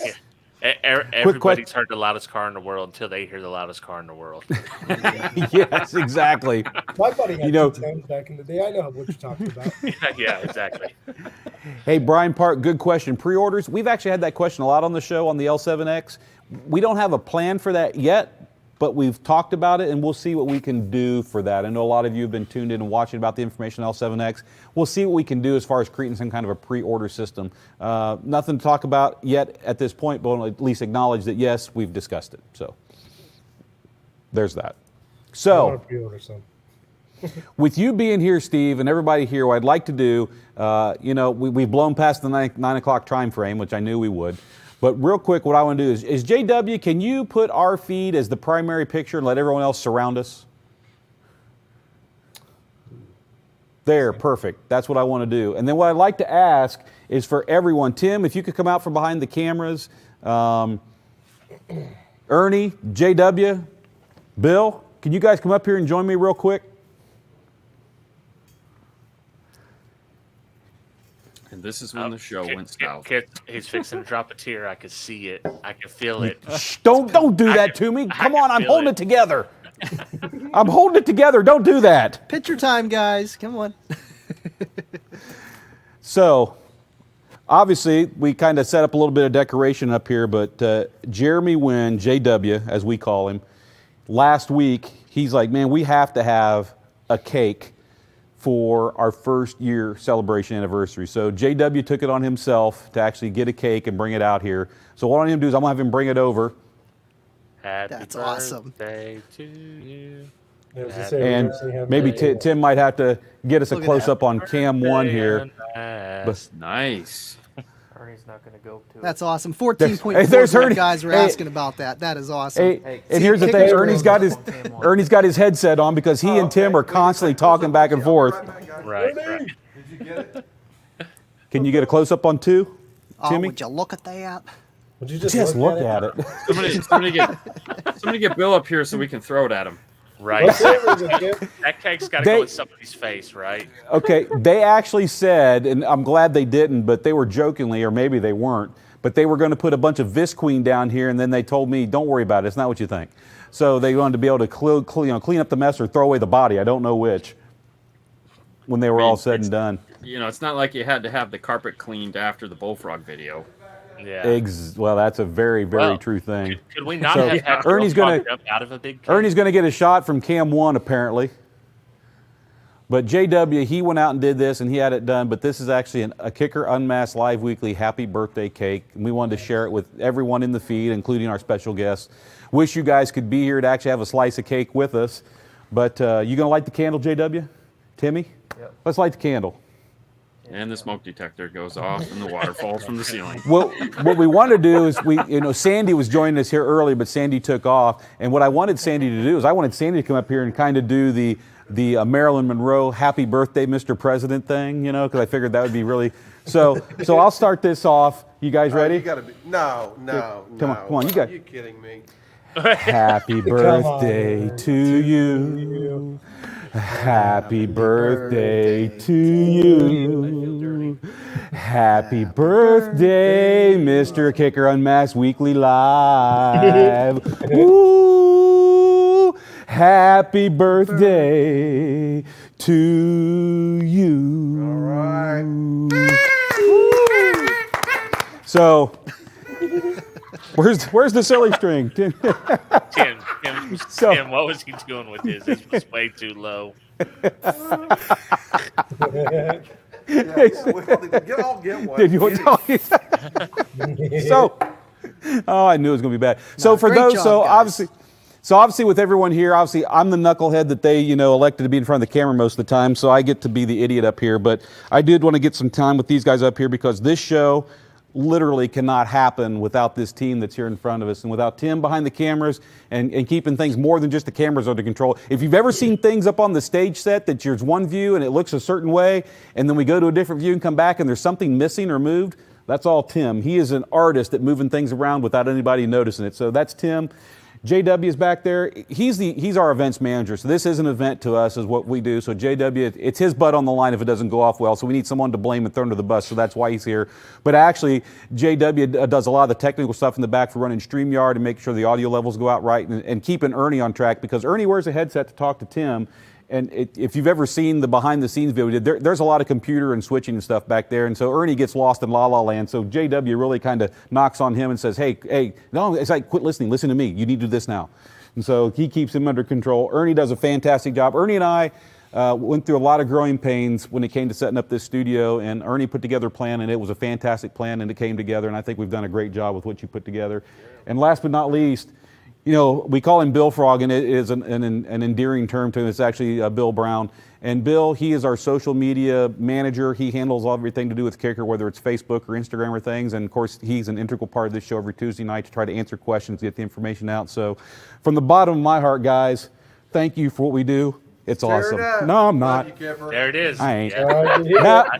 No. Hey, all of us, come on. We need to put plastic wrap on it or anything? Plastic wrap? Here, hold on. That ain't a fire. That's a fire. You ready? Right. Okay, 1, 2, 3. So there we go. There's clipping for the win. That definitely was not COVID approved. I don't know if that really helped a lot, guys, but that was pretty cool. Well, I think Scott said it well. He said Bill looks like a proud dad sitting back there. He does. Bill does look like a proud dad sitting back there, doesn't he? He's always like, things are going off well. So, it was everything. Yeah, he does. He sits back there, and Bill's like, I can't hear the audio. I don't like the levels. And Ernie's like, I'm in charge. Just leave it alone. I got it. Don't worry about it. So it's this is something that we do on Tuesday night. I mean, all of us are used to going home at 5 o'clock on Tuesday. We stay here and do this because part of us in our hearts, we're all enthusiasts too. That's why we enjoy what we do here. I know you've seen the cars. I mean, we actually had JW's bike is here in the studio all the time. He's got a vehicle that's loaded with gear. We got Tim here. His truck was in the episode we did on that. Ernie has a vehicle that's just over the top and it's a sound quality vehicle. Bill's an SQ guy. Bill made his living before he came here. Bill's a sound engineer and worked in Hollywood. Actually did editing on movies and commercials and things like that. So he knows something about how way things are supposed to sound. And they released me from the meth lab and said I'm clean. So, hey, I can do this. It's all looking good. So it's really fun that we get together and do this. We do it every Tuesday night. And we do it because we enjoy it. And I hope that everyone out there who tunes into the show, you get something out of it. You know, whether it's a smile on your face or a little bit of information, or get to meet. Which honestly, the guys who are on the panel here with us, to me, they're all rock stars, and I'm blessed. I think we all are to have had an opportunity to meet you guys during this whole journey. And I look forward to doing a whole lot more with you guys going forward, because this is fun. And as Dereck has said many times in conversations I've had with him, it's shocking that other manufacturers haven't tried to put together platforms like this, because as far as an information conduit, learning what you guys want to talk about, what's important to you on product, it's so valuable. And this is just our small way that we can give back to the community. The prizes and the fun, the things we do, it's all for you guys. And I hope you certainly appreciate it, because that's why we do this show. Good job, guys. Absolutely. You make it look easy too, so that's the other thing that people don't realize behind the scene. There's a lot of work that goes into this, so hats off, or hair off, to you guys. Yeah. Well, I've got a hat on. You can't see my hair off, but there's not much left anymore. So eventually I'll be right there with you. So with that said, it's kind of an interesting ending show tonight, but I definitely want to get the whole team here up and aboard. I want to say, thank you individually and collectively. Mr. Robert Hi-Fi Vega, thank you for being on the show tonight and joining us. I certainly appreciate you taking time out of your schedule and joining us here for our 52nd one-year anniversary show. It means a lot to me that you do that. Absolutely. Anytime. I'm there. You say the word, I'm there. I know, and I believe you, and I know that in my heart that's true. It's just, man, I would have you on the show more than I do, but I know you got a life too, and so I want to just use you sparingly. All of you, I feel the same way about it, because I know I could get you on the show, and I appreciate it. So thank you for being here tonight. Mr. Andy McGill, you got a life of your own too. You watched the Steelers game last night, which is good. I'm glad you got to enjoy that. But you are the man, the myth, the legend of the Kicker fan club on Facebook. You're over 10,000 subscribers now. Shout out to you. You're doing your own YouTube channel, Living Loud with Andy. You are definitely a car audio fan. Kicker happens to be a brand that you have a lot of love for, which is fantastic, but you are definitely a positive member of the community, and you're out there to help solve problems for anyone. So I appreciate you spending your time and joining the Kicker feed. Even when you're not here live, I know you're in the feed, you're answering questions, and I mean it sincerely. Thank you. Thank you, Kip. And it's an honor to be here on the one-year anniversary of Kicker UnMasked, and I'm just an enthusiast like everyone else, and I'm just here to help and run Kicker equipment. I love it. Thanks, man. I appreciate it. That brings us down to Dean. I mean, the good news is Dean, besides all the fantastic, I'm kind of being facetious, but at the same time, I think Dean does like 9 shows a week. I mean, Dean is probably one of the most video-oriented guys that's out there in the community. Works obviously for a dealer that sells Kicker products, so he gets a lot of hands-on time with Kicker. It's great when we can get some reviews and unboxings and things from Dean, because it's from that installer in the field working at everyday perspective. And I don't know that there are many teams like Dean and Fernando out there who do the quality of work that they do and then take the extra time on top to show you guys how it's done the right way. So Dean, I appreciate you taking time out of your Tuesday and spending some with here. You are definitely an artist in your field, and I appreciate you immensely. Thank you. Thanks for having me on. It's always a pleasure, and I'm glad I can do it, man, whenever you need me. Thank you. I appreciate it immensely. And then that brings us to Mr. Dereck Williston Audio Labs, the man, the myth, the legend when it comes to amp dynos. Sir, I've had the opportunity to break bread with everyone here in the feed, and I'm blessed to have been done that. And the advice and the wisdom that you've given me, that you've learned over your 10-year journey to be who you are as far as in the YouTube community and doing what you're doing for car audio, has really helped me a lot. And I think that wisdom has helped us all a lot as we've sat around and talked about the direction of what we do here on Mass. So I sincerely appreciate that you're taking the time and you're willing to share some of that wisdom and those things you've learned with us, because I think it's really helped us become a better channel for Kicker. I sincerely appreciate you, sir. Thank you. Yeah, thanks, Kip. We appreciate you bringing us along with the other guys here, who I have a huge amount of respect for everybody here that's in the panel and everybody that's on your team. Just a great group of people, and look forward to what the future may bring. Maybe Mr. Riculous will join us in the future. I would absolutely love for that to happen. And you never know. This position may be open tomorrow, so look for your resumes. You can never know. And last but not least, Steve Barber, the company that I call Shartin' On 'em, because that allows me to keep my job tomorrow. So Steve Barber from Shartin' On 'em, great partner, huge in the SPL big base community, fantastic products that you offer to everyone in the clothing line, stickers, decals, and the whole thing. And I am proud that we have connected with you, and this year was the title sponsor for the Showdown at the great Las Vegas Taco Fest. Great that we were able to get a vehicle, a boat, which was over the top from what I saw, show up at the event there for SEMA. Thank you for being a partner with us and working with us. You're a great friend, and thank you for coming and spending a little bit of your time here with us this evening as well. My pleasure, man. You guys are so good to me. Honestly, it's since I've got into car audio when I was 12 years old, you guys have always been a brand that I've used and looked up to, and it's an amazing spot to be in, to be able to represent you guys, and you guys trust me to do that. So it's great, and we're going to have another show, I think, coming up pretty soon to have a little recap of the whole last week we had here, and go over the boat and the heads had turned during the parade. We drove that boat past probably 100,000 people. Well, maybe not that many, maybe like 70,000 people on Friday night in the parade. So, but yeah, like I said, thanks for having me on the few times that I've been on, and letting me represent you guys in the SPL community. And I can't wait to get some L7Xs like everybody else. You and me and a whole lot of other people, because I think about 4 L7X15s need to find a home in my home theater here very, very soon. So I'm excited for those to come out as well. I mean, when tanks blow up and things happen, I want to feel it. I want to feel it in my home theater. So I'm definitely going to build something over the top for my home theater based on that. But just don't hang stuff on the walls. Yeah, that or it's got to be double-side tape to the walls. No hangers. Yeah. That's the thing. So, Steve, I'll touch base with you between now. We'll see if we can work in some time on next Tuesday's show. We'll do a recap of the Showdown on next Tuesday's show, but I'll touch base with you offline on that. Sound good? Yep. Okay, so with that said, with all of our guests here, thank you all for joining us tonight. And as always, it's my host, Kip Litzy, the host of Kicker Unmasked Live Weekly, along with the ragtag team sitting here tonight. We got Tim behind cameras, Ernie on the main switcher and bringing up AV feeds. We got JW back there making sure things go smooth on the StreamYard side and keeping Ernie in check. And as always, Bill Frog, Mr. Bill Brown on social media, answering questions and bringing stuff up for you guys' information.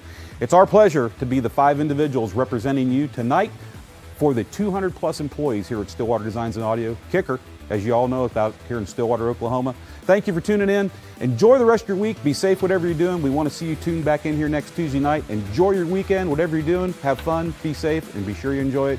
We will see you next Tuesday night, 7:30 Central Time, right here on the Kicker Facebook and YouTube channels.